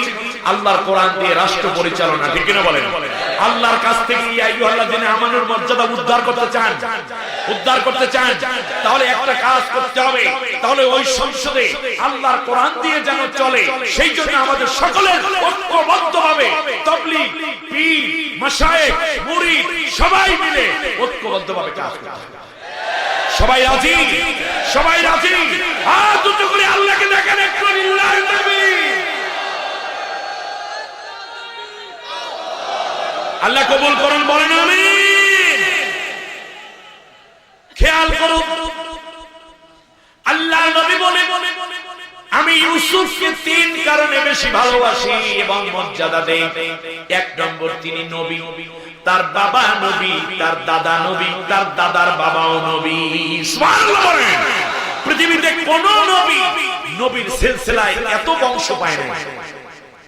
দ্বিতীয় কারণ ইউসুফ আলাইহিস সালাম বাবার নাম ইয়াকুব আলাইহিস সালাম, তিনি একজন নবী। ইয়াকুব আলাইহিস সালামের বাবার নাম হযরতে ইসাক আলাইহিস সালাম, তিনি একজন নবী। ইসাক আলাইহিস সালামের বাবার নাম মুসলিম জাতির পিতা হযরতে ইব্রাহিম খলিলুল্লাহ আলাইহিস সালাম, তিনি একজন নবী। সুবহানাল্লাহ। ইউসুফ আলাইহিস সালামের যেই জায়গাতে নিয়ে কথা বলা দরকার। আর দ্বিতীয়বারে নবী বলেছেন, আমি মেরাজের রাতে যখন ইউসুফকে দেখলাম তৃতীয় আসমানে, তখন আমি তার চেহারার দিকে তাকিয়ে দেখলাম তামাম বিশ্বের সমস্ত সুন্দরদেরকে, সব সুন্দর যদি এক জায়গায় করে সমান 4 ভাগ করা হয়, পুরো 4 ভাগের 3 ভাগ আল্লাহ একা ইউসুফের চেহারার মধ্যে দিয়ে রেখেছেন। সুবহানাল্লাহ বলেন। এত বড় সুন্দর তিনি, সেই ইউসুফ মাহারা সন্তান। প্রথম করে ইয়াকুব আলাইহিস সালামের 10 পুত্র সন্তান। সুবহানাল্লাহ। স্ত্রী, প্রথমা স্ত্রী মারা গেলেন। আমরা 10 সন্তান নেই, আমরা মনে করি একই যথেষ্ট, ঠিক না বলেন? একটা হওয়ার পরই www.com, ঠিক না বলেন? কেন এত? কেন বেশি সন্তান হলে খাওন তো আপনার দেওয়া লাগে না, খাওয়া দেওয়ার মালিক কে? আপনার বাবার সম্পত্তির চেয়ে আপনার সম্পদ আল্লাহ বাড়িয়ে দিয়েছেন। অর্থনৈতিকভাবে দেশ অনেকটা সমৃদ্ধ এখন, ঠিক না বলেন? তো চিন্তা করেন আগামী 100 বছরে কি হবে, সেই চিন্তা আমি করবো না, আল্লাহ। অত .com বাড়াইয়া ডট বেশি, ঠিক আছে কিনা? একটা বাচ্চা হওয়ার পরে সিলাই দেয়, সিলাইতে তো www.com। আল্লাহ রাব্বুল আলামিন বেশি করে সন্তান আমাদেরকে দান করুন, বলেন আমিন।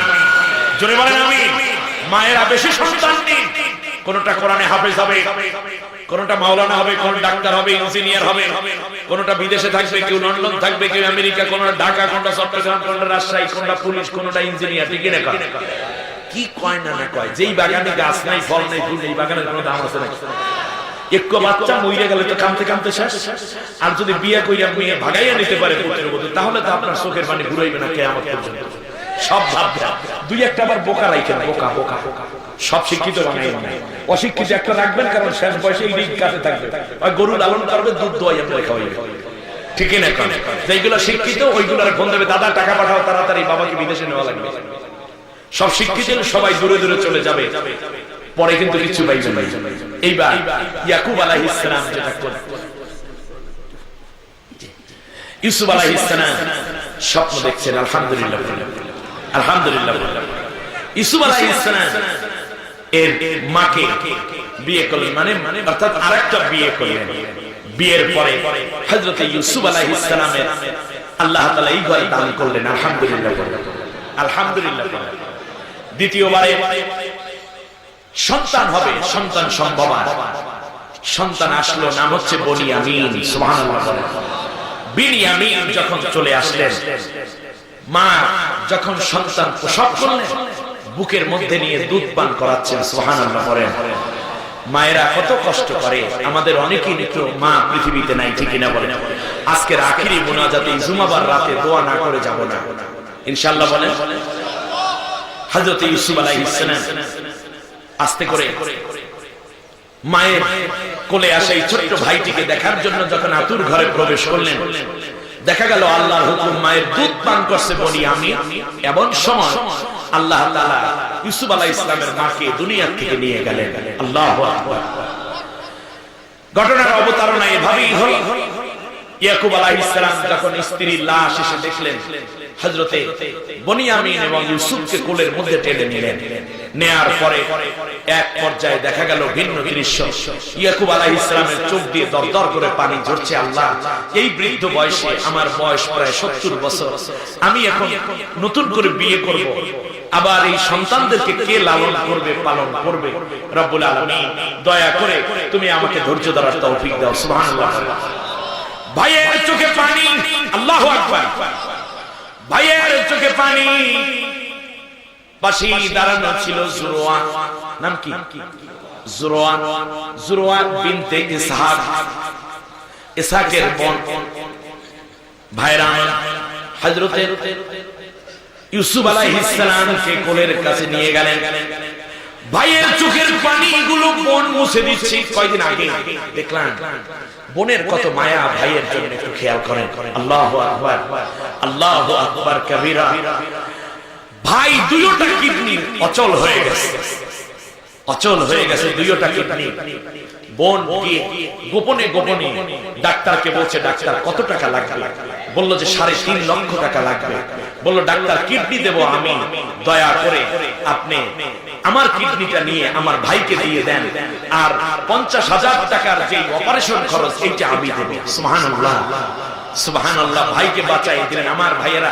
এজন্য বলি যাদের বোন আছে বিয়ে দিয়ে ফেলেছে, বোনের খবর নেবেন।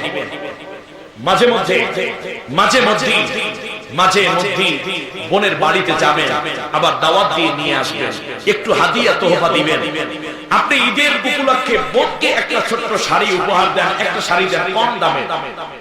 ঈদের দিন স্বামী দিয়েছে 5,000 টাকা দামের শাড়ি, আর আপনি ভাই হয়ে দিয়েছেন 1,000 টাকা দামের শাড়ি। আপনাদের কাছে জানতে চাই, বলুন তো দেখি বোন কার শাড়িটা ঈদের দিন পরবে? বলুন তো দেখি। কারণ ভাইয়ের শাড়ি পরে এভাবে বোন ঘেরান নিয়ে দেখবে ভাইয়ের গায়ের ঘেরান আসে। সুবহানাল্লাহ। বোনদেরকে ঠকাইয়া দিয়া ভাইদেরকে জিতাইয়ে গেছে বাবা। বাবা এই আকামটা করবেন না, এটা বড় অন্যায়। আল্লাহ রাসূল বলেছেন, মান কাতা মিরাসা ওয়ারিসিহি কাতা আল্লাহু মিরাসাহুল জান্নাহ। যে ব্যক্তি ওয়ারিসের অংশ কেটে দিবে, আল্লাহ তাআলা কিয়ামতের দিন তার জান্নাতের অংশ কেটে দিবেন। নাউজুবিল্লাহ বলেন। অতএব আজকে জুমার রাত কোরআনের এই মাহফিলে বসে একটি সিদ্ধান্ত নিন, কেউ যদি এরকম ছেলেকে লিখে দিয়েছেন সম্পত্তি মেয়েকে ঠকাইয়া, আজকে তওবা করুন। আগামী রোববার গিয়ে মেয়ের অংশ মেয়েকে ফিরাইয়া দেন, আর না হলে নিশ্চিত জাহান্নাম আপনার জন্য অপেক্ষা করছে। নাউজুবিল্লাহ বলেন। আল্লাহ আমাদেরকে হেফাজত করুন, বলেন আমিন।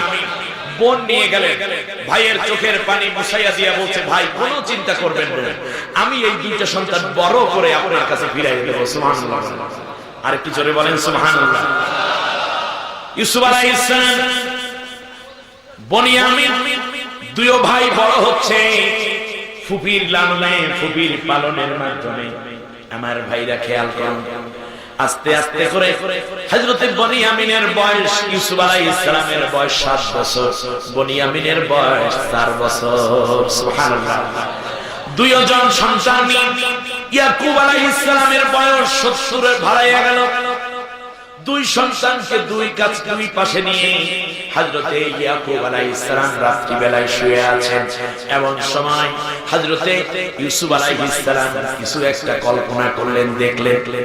সকালবেলা উঠে বাবার কাছে স্বপ্নের কথা বর্ণনা করে বলতেছেন, ইয়া আবাতি ইন্নী রাআইতু আহাদা আশারা কাওকাবান ওয়াশ-শামসা ওয়াল-কামারা রাআইতুহুম লি সাজিদিন। আল্লাহু আকবার।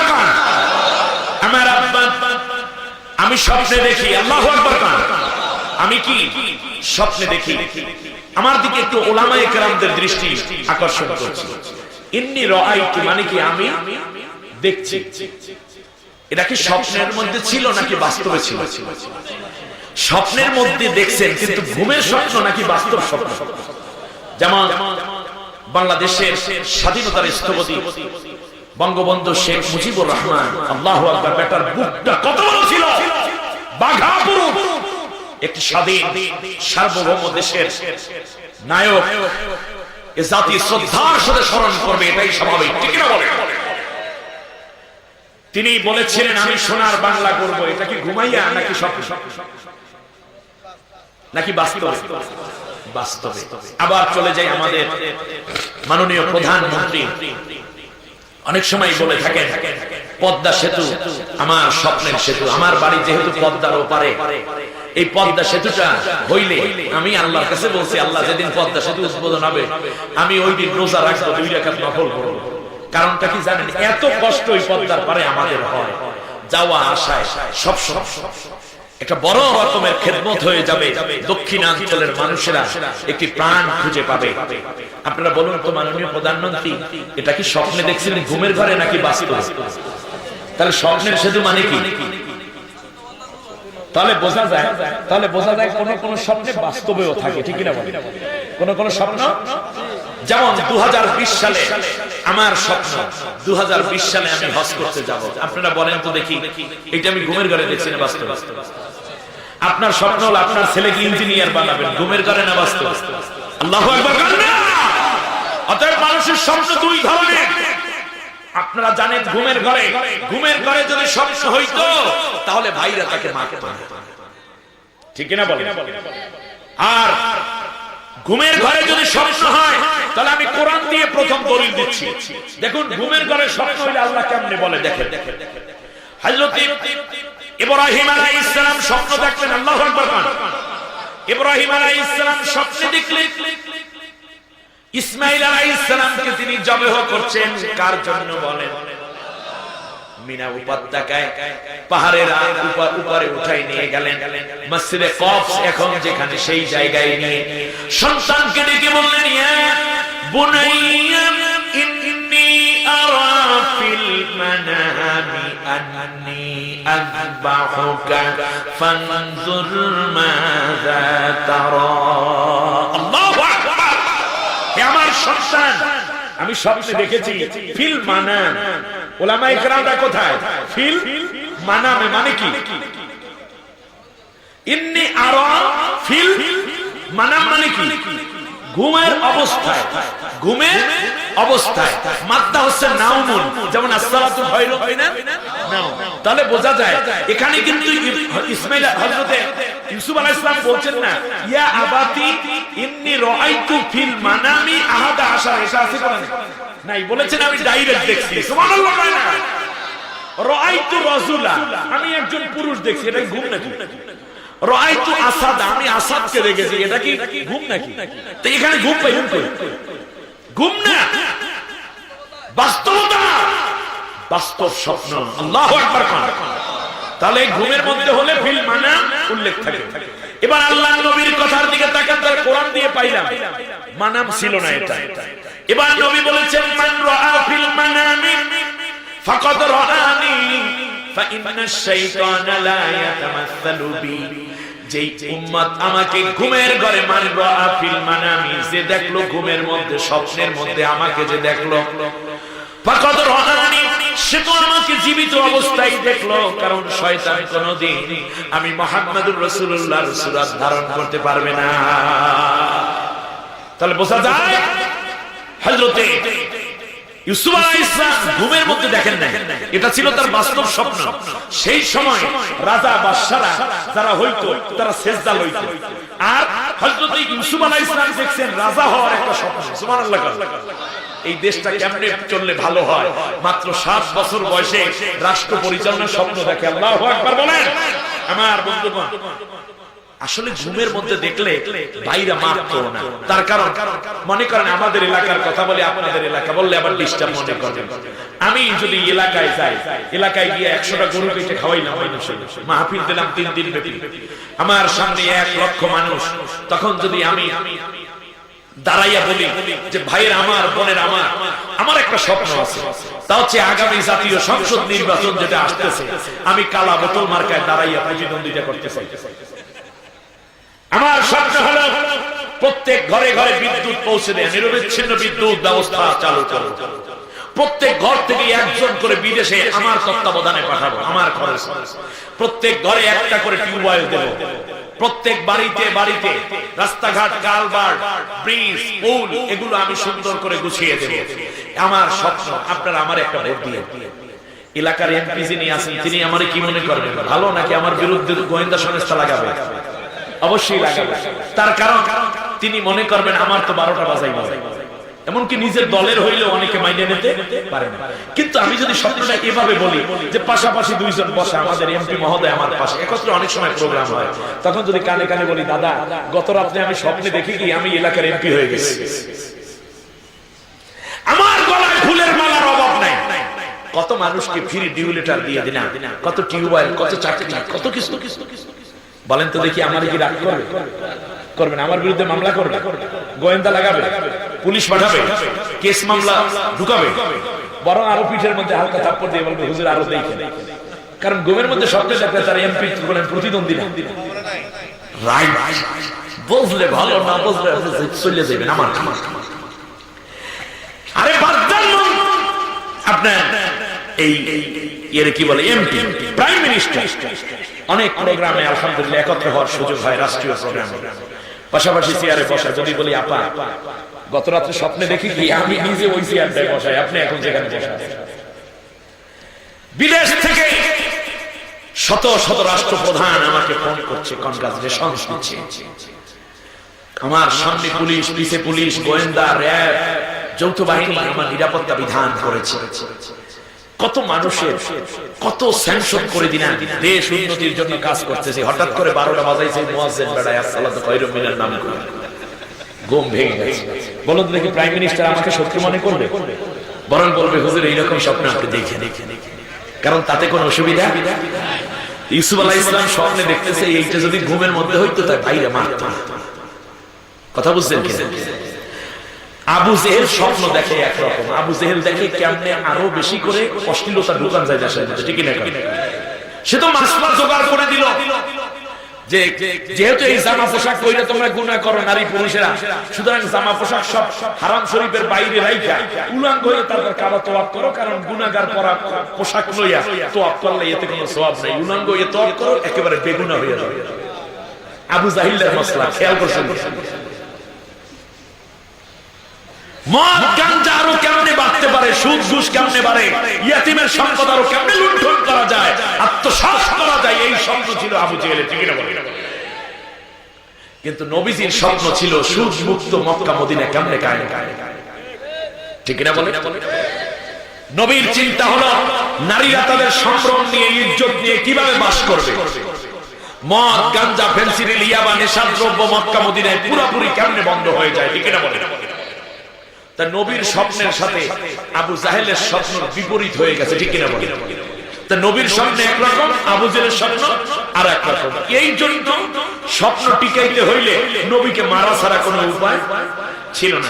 আজ আমেরিকা স্বপ্ন দেখে একরকম, ব্রিটেন ফ্রান্স স্বপ্ন দেখে একরকম, লন্ডন ইংল্যান্ড স্বপ্ন দেখে একরকম, আর মুসলমান দেশগুলো স্বপ্ন দেখে ন্যাক স্বপ্ন, ঠিক না বলেন? এই জন্য মুসলিম দেশগুলোর উপর তাদের কুনজর করেছে। ঠিক তেমনি আমার দেশে কিছু বাছাই করা নাস্তিক যারা স্বপ্ন দেখতেছে কেমন করে আমার দেশের মেয়েরা, যুবতীরা, শিক্ষার্থীরা কেমন করে আরো বেশি গায়ে মাথার কাপড় ফলাইতে পারে, ঠিক না?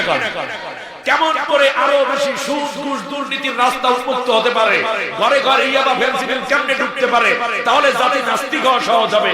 আর আমার দেশে কিছু নেককার বাইরা স্বপ্ন দেখলো যে না, কেমন করে এই জাতির লোকেরা নামাজি হতে পারে, পরেজগার হতে পারে, সুদ মুক্ত হতে পারে।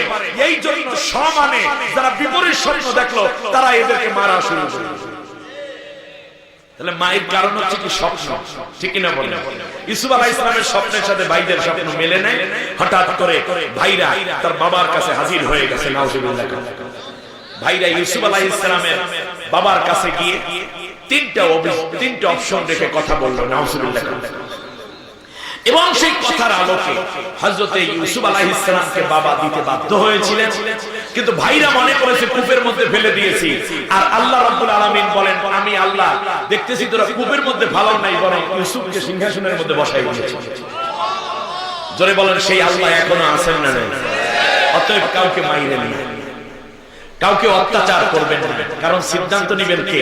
আল্লাহ। এই জন্য আল্লাহ রাব্বুল আলামিন বলেন, শোনো, ইউসুফ আলাইহিস সালাম একটা কথাই বলেছিল যে শোনো, ঘটনা ছিল এরকম যে ইউসুফ আলাইহিস সালাম আফসোস করে বাবার কাছে বলছিলেন, আব্বা, যে একটাই যে মিন বাদি নাযাগা শাইতানু বাইনা ওয়া বাইনি ওয়া বাইনা আখি, আব্বু গো, আসলে আমার ভাইরা আমাকে হত্যা করতে চেয়েছে, যে তারা সব শয়তানের ষড়যন্ত্রে আমাকে হত্যা করতে চেয়েছিল, এতে আমার ভাই লাভবান হয় না। জোরে বলেন, মেরে ফেললে কোনোদিন কেউ লাভবান হতে পারে না। অতএব ইউসুফ আলাইহিস সালাম বললেন, আব্বু গো, আসলে আমার ভাইদের সাথে আমার একটা দূরত্ব তৈরি হয়ে গিয়েছিল, আর এই কারণে লাভবান হইতে চেয়েছিল শয়তান।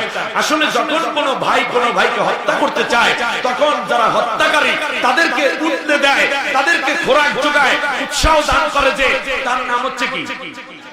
শয়তান। ইউসুফ আলাইহিস সালাম বললেন যে আব্বা, আমার শয়তানে পায় নাই, তার কারণ আমি আমার ভাইদেরকে maaf করে দিলাম। সুবহানাল্লাহ বলেন। লা তাসরিবা আলাইকুমুল ইয়াউম। আল্লাহ রাব্বুল আলামিন এক পর্যায়ে হযরতে ইউসুফ আলাইহিস সালামকে তার বাবার কাছেও ফিরাই দিয়েছেন, ঠিক না বলেন? আলোচনা আর আজকে বাড়াবো না, ইনশাআল্লাহ আগামী কোন একদিন মাঝখানে যে ঘটনাটা ঘটলো, আজ তাম বিশ্ব জুড়ে সেই আলোকপাতি আমি দেখছি। সুতরাং সেই সময় ইউসুফের উপরে আল্লাহ যে দয়াবান হয়েছেন, আমাদের উপরেও আল্লাহ সেই দয়াবান থাকবে, ঠিক না বলেন? মাঝখান থেকে আল্লাহ পরীক্ষা করে নিতে চান, তোমরা কি দ্বীনের পক্ষে থাকো না বিপক্ষে থাকো? তার কারণ ইসলাম আমারও না, আমার বাবারও না, আমার দাদারও না, ঠিক না বলেন? ইসলাম কার? ইসলামের পক্ষে থাকলে দয়া করবেন কে? ইসলামের বিপক্ষে গেলে ক্ষতিটা কার? আল্লাহর ক্ষতি নাকি বান্দার নিজের ক্ষতি? আজ তাম বিশ্ব চ্যালেঞ্জ দিয়েছে, ইসলামকে ধ্বংস করে দিবে। মুসলিম হিসাবে ন্যূনতম ঈমানের দাবিদার হলে আল্লাহর কোরআনের পক্ষে নিজের অবস্থান পরিষ্কার করে ইসলামকে মেনে চলুন, দ্বীনকে মেনে চলুন। অন্যায় অবিচার থেকে আল্লাহ আমাদেরকে হেফাজত করুন। সবাই বলেন আমিন। সম্মানিত ভাইরা, আমার কথা কি আপনারা কষ্ট পেয়েছেন? এত রাত পর্যন্ত শোনার ধৈর্য অনেকের থাকে না, এটা স্বাভাবিক। আমাদেরও বলার ধৈর্য কুলায় না। আলহামদুলিল্লাহ, আমি মনে করি হাজার মাহফিলের মধ্যে এই মাহফিলটা বাছাই করা সেরা, ঠিক না বলেন? আমরা ধৈর্য সহকারে যেন কোরআন শুনতে পারি, সে পরিবেশ আল্লাহ অবশ্যই আবার তৈরি করে দিবেন। রব্বানা যালামনা আনফুসানা ওয়া ইন লাম তাগফির লানা ওয়া তারহামনা লানাকুনান্না মিনাল খাসিরিন। রব্বুল আলামিন, আল্লাহ তাআলা গভীর নিশীথে মাঘ মাসের হাড় কাঁপানো শীতের মধ্যে শিশের ভেজা কুয়াশাচ্ছন্ন জুমাবার গভীর নিশীথে তোমার দুয়ারে ভিক্ষুকের মতো হাত পেতেছি। জীবন ভরে যত গুনাহ করেছি আল্লাহ, কোরআনের বরকতে, নবীর মহব্বতে আমাদের জিন্দেগীর तमाम গুনাহ রাশি maaf করে দাও। গুনার বোঝা মাথায় লইয়া দেশ বিদেশে ঘুরি, কোন দিন জানি আজরাইলের হাতে ধরা পড়ি। আল্লাহ প্রকৃতি গভীর নীরবতায় ডুবে গেছে। সব মানুষগুলো আরামের বিছনায় ল্যাপ কম্বল মুড়ি দিয়ে ঘুমায়। তাকাইয়া দেখো, কোরআনের পাগলরা ময়দান ছেড়ে চলে যায়। বুক ভরা আশা আর চোখ ভরা পানি নিয়ে তোমার দুয়ারে ভিক্ষুকের মতো হাত বাড়াইলা। আল্লাহ, একটা বান্দা বান্দিকেও গুনাহ নিয়ে তুমি বাড়ি ফিরাইও না। আল্লাহ, তুমি যদি কোন বান্দা বান্দিকে maaf করে দাও, এই ক্ষমার বিরুদ্ধে আপিল করার শক্তি সাহস করো। তাকাইয়া দেখো, কত আলেমরা হাত পেতেছেন আল্লাহ, কত হাফেজে কোরআন রয়েছেন, বৃদ্ধ মানুষেরা হাত পেতেছেন, শিশু বাচ্চারা রয়েছেন, ওদের কোনো গুনাহ নেই। যুবকরা হাত পেতে আছেন, পর্দার আড়ালে নারীরা রয়েছেন। আল্লাহ, যার চোখের পানি দেখলে তোমার বেশি মায়া হয়, যার কান্নার ফোঁপানো আওয়াজ তোমার আরশ পর্যন্ত গিয়ে ধাক্কা লাগে, তাদের হাতের বদৌলতে আমাদের সকল আর মুনাজাত কবুল করে না। দয়া করে যতদিন তুমি দুনিয়ায় বাঁচাইয়া রাখবা আল্লাহ, কোরআনের পথে, দ্বীনের পথে মজবুত ভাবে ইস্তেকামাত থেকে জিন্দেগি যাপন করার তৌফিক দিয়ে দাও। যা কিছু সওয়াব দিয়েছো তেলাওয়াত, আলোচনা, জিকির, আজকারের মধ্যে আল্লাহ সওয়াবগুলো লক্ষ কোটি কোটি গুণ বাড়ায়া বিশ্বনবী মুহাম্মদুর রাসূলুল্লাহ সাল্লাল্লাহু আলাইহি ওয়াসাল্লামের রওজা মুবারকে পৌঁছে দাও। রব্বুল আলামিন, মক্কা মদিনা যাওয়ার ডাক পড়ে গেছে, ধনী দল রেজিস্ট্রেশন করেছে, নিবন্ধন করেছে। গরিব দুঃখী কাঙ্গাল আফসোস করে বুক ফাটায় কেঁদে বুক বাসায় মক্কা মদিনা যাওয়া হয়। আল্লাহ, মক্কার পাগল হইয়া, মদিনার পাগল হইয়া যারা এই মুহূর্তে চোখের পানি ছেড়ে দিলেন, প্রত্যেককে জীবনে একটি বারের জন্য হলেও তোমার ঘর আর নবীজির রওজা জিয়ারত না করাইয়া কাফনের কাপড় পরাইও না।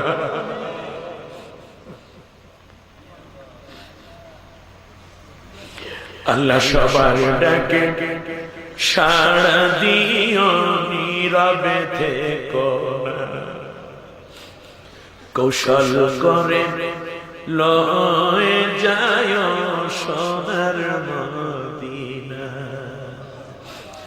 আল্লাহ তাআলা নবীর পাশে আবু বকর ওমর, সেখান থেকে জান্নাতুল বাকি জান্নাতুল মুআল্লা হয়ে তামাম দুনিয়ার মাটির নিচে যত মুমিন মুমিনাত সকলার কবরে কবরে হাদিয়া পৌঁছে দিও।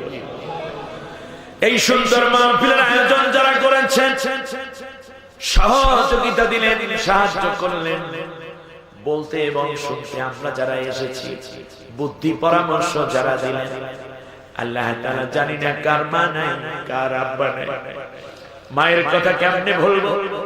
10 মাস 10 দিন গর্ভধারণের কষ্ট মা সহ্য করেছেন নীরবে, মৃত্যু মুখে নিজেকে ঠেলে দিয়ে আমার কচি মুখখান দেখার জন্য মা ছিলেন পাগল পাগল। এরপর বড় করার সব, অসুস্থ হলে সব মানুষ ঘুমাইয়া পড়তো, একটা মানুষের চোখে ঘুম ছিল না, খাবার ছিল না, নাওয়া ছিল না, সারা রাত শিয়রের পাশে বাতি জ্বালাইয়া চোখের পানি ছেড়ে কাঁদত, ডেকে ডেকে বলতেন আল্লাহ তুমি আমাকে নিয়ে যাও, আমার জীবনের বিনিময়ে আমার সোনামণিকে বাঁচাইয়া দাও। পরীক্ষা দিয়ে আসতাম, এসে দেখতাম মা কিছু খায় না, জিজ্ঞেস করেছিলাম মা খান না কে? কয় বাবা বুঝবি না, তোর পরীক্ষা যেন ভালো হয় সেই জন্য রোজা মান্নত করে তোর জন্য দোয়া করতেছি। পরীক্ষা ভালো হয় না, বেতন ভালো, চাকরি ভালো, রেজাল্ট ভালো, কিন্তু মার জন্য কিছু দিতে পারলাম না। কোরআনের ময়দানে 2 ফোঁটা চোখের পানি মালিক তোমার কুদরতি হাতে তুলে দিলেন। এই মজলিসে মাহারা সন্তান যারা, প্রত্যেকের মাদেরকে জান্নাতুল ফিরদাউসের মেহমান বানায় দাও। বাবার কথা কেমনে ভুলবো, মাথার ঘাম পায়ে ফেলে রক্ত পানি করা টাকা দিয়ে আমাদের পড়ালেখার খরচ দিয়েছে, বাবা সেরা জামা গায়ে দিয়েছে আমার জন্য কি কি নতুন জামা। আল্লাহ কষ্টের পর কষ্ট সহ্য করে বাবা বিদায় হয়ে গেলেন। তোমার নবী বলেছেন কোন নেককার সন্তান যখন চোখের পানি ছেড়ে মা বাবার জন্য কাঁদবে, চোখের পানি নাকের ডগায় আসার আগে তুমি মা বাবারে মাফ করে দাও। মরিয়া গিয়াছে যার মা ও বাপ, আল্লাহ তুমি তাদের গুনাহ করো মাফ। রব্বুল আলামিন মা বাবা একজন কিংবা উভয় যাদের বেঁচে আছেন নেক হায়াত বাড়াইয়া দাও, খেদমত করে করে তোমার রহমত লাভের তৌফিক দাও। আল্লাহ তাআলা আমরা তো আমাদের মা বাবাদের জন্য দোয়া করি, আমাদেরকে এমন নেককার সন্তান দাও আমাদের মরার পর যেন একটু দোয়া করতে পারে। সন্তান যা দিয়েছো আল্লাহ নেককার বানাইয়া দাও, ডাক্তার ইঞ্জিনিয়ার বানাও, পুলিশ বানাও, র‍্যাব বানাও, আর্মি বানাও, ডিসি বানাও, এসপি বানাও, আলেম বানাও, মুফতি মুহাদ্দিস মুফাসসির বানাও, ফকি বানাও, কোরআনে হাফেজ বানাও। একটাই দোয়া আল্লাহ আমাদের সন্তানগুলোকে তুমি নাস্তিক বানায়ো না। আল্লাহ তাআলা নারীরা হাত পেতেছেন, জানি না কার মা নাই কার আব্বা নাই। মা থাকলে কত খবর নিতেন, বাবা থাকলে কতবার নায়ন নিতে আসতেন। এখন কত ঈদ আসে যার বাবা কোনদিন আর আসে না। আল্লাহ তাআলা স্বামীকে হারিয়েছেন, যেই মা কলিজার টুকরা সন্তান হারাইয়া জানি না কোন মা কাটা কবুতরের মতো ছটফট করে কাঁদতেছে। দয়া করে ধৈর্য ধরার তৌফিক দিয়ে দাও। আল্লাহ তাআলা যে নিয়ামত দিয়েছো তার চেয়ে ভালো নিয়ামত দিয়ে ধন্য করে দাও। রব্বুল আলামিন তোমার এক বান্দা অথবা বান্দি পুরো কোরআন 30 পারা পড়েছে, আল্লাহ তাআলা ভুল ত্রুটি মাফ করে তুমি সেই সওয়াব আজকের এই বিশাল মজলিসকে আল্লাহ তুমি দান করে দাও।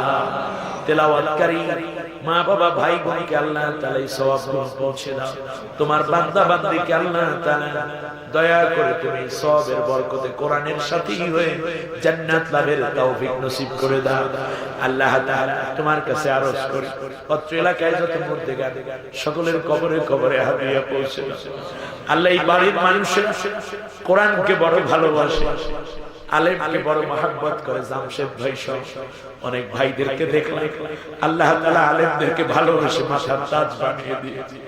মুসাফির মানুষ কিচ্ছু দিতে পারলাম না, রব্বুল আলামিন তোর দুয়ারে ফরিয়াদ করি, এই কোরআনের সাথে সাথে তোমার কাছে কিছু চেয়ে বসে। আল্লাহ তোমার রহমতের খাজিনা থেকে অঢেল দান করে দিও, তুমি খালি ফিরাইবা না।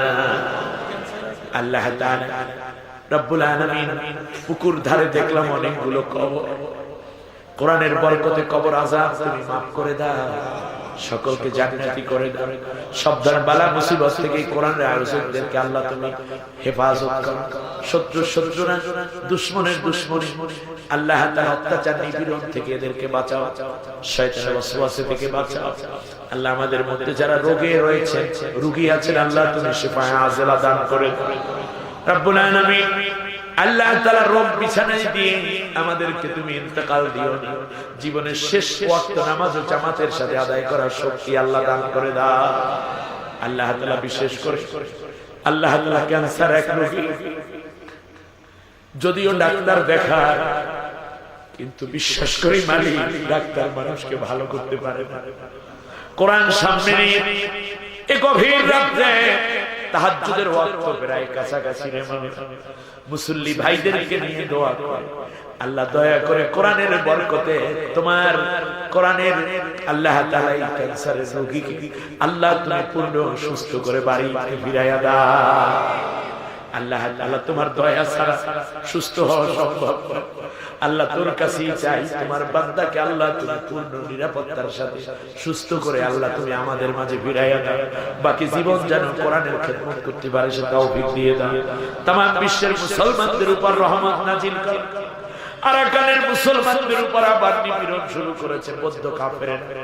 আল্লাহ তাআলা বাংলাদেশে যে মুসলমানেরা আশ্রয় পেয়েছে, যারা আশ্রয় দিলেন, সাহায্য সহযোগিতা দিলেন, সকলকে আল্লাহ তুমি দয়া করে রহম করো। আল্লাহ তাআলা কাশ্মীর, ফিলিস্তিন, আফগানিস্তান, ইরাক থেকে নিয়ে সিরিয়া, মিশর হয়ে तमाम বিশ্বের নির্যাতিত নিপীড়িত মুসলমানদের জন্য আল্লাহ তুমি দয়াবান হয়ে যাও। হামিদ এবং নাসির পাঠায়া দাও। আল্লাহ নবী আসবে না জানি, কিন্তু এখনো আবু বকর আসবে না, কথা তো কোরআনের কথা। হামজা আসবে না কোন, এই কথা তো হাদিসে নেই। ওমর আসবে না, এই কথা তো ইসলামের কথাও নাই। আল্লাহ তাআলা আমাদের জন্য একজন ওমর বড় দরকার। এই সমাজের মধ্য থেকে আল্লাহ তুমি একজন ওমর পাঠায়া দাও রব্বুল আলামিন।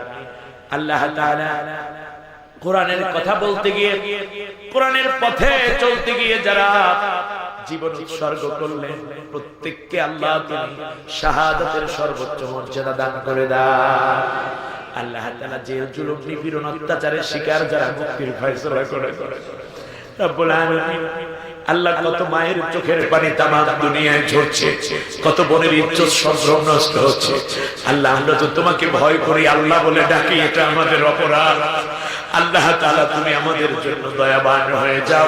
तमाम বিশ্বের মধ্যে মুসলিমদেরকে ঐক্যবদ্ধভাবে কোরআনের বিজয়ে দিকে এগিয়ে যাওয়ার তৌফিক করে দাও।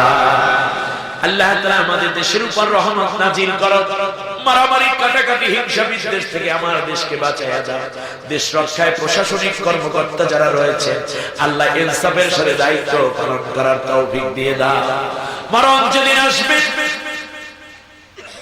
আল্লাহ তাআলা মসজিদের বারান্দার খাট যেই দিন ঘরের সামনে হাজির হয়ে যাবে, মাইকে অ্যানাউন্স হয়ে যাবে একটি শোক সংবাদ। প্রতিবেশীরা দৌড়ে চলে আসবে, ধরাধরি করে খাটের মধ্য থেকে লাশটা জমিনে শোয়া যাবে, হাত পা সোজা করে দিবে, চোখের পাতা বন্ধ করে রাখবে।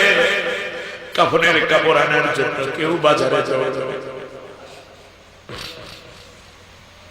বড়ই পাতা গরম পানিতে দিয়ে জন্মের গোসলের আয়োজন চলবে। গায়ের মাপ দিয়ে কেউ কবর খননের কাজে হাত দিবে। মাটির দেশে বাড়ি আমার, মাটির দেশে ঘর, এ দুনিয়ায় যারা আপন, এ দুনিয়ায় যারা আপন সবই হবে পর। হায়াতের জন্য কোন আবদার করি না আল্লাহ, মরণ তো দিবা। কোরআনের কথা বলছি, কোরআনের পথে চলছি, কোরআনের খেদমত করছি, এমন অবস্থায় শাহাদাতের মাউত নসিব করে দিও। ইন্তেকালের কঠিন মুহূর্তে কলিজার টুকরা সন্তান কিংবা ভালো একজন আলেম দ্বারা সূরা ইয়াসিন কানে শুনতে শুনতে আরামের ইন্তেকাল দিও। সাকরাতুল মাউত বড় যন্ত্রণা, সহ্য করতে পারবো না আল্লাহ। ওই কঠিন মুহূর্তে নবীজির নূরের চেহারাখানা দেখতে দেখতে আসানের সাথে প্রাণ পাখি বের করে নিও। সকলের জবান থেকে ওই কঠিন মুহূর্তে জারি করে দিও লা ইলাহা ইল্লাল্লাহু মুহাম্মাদুর রাসূল।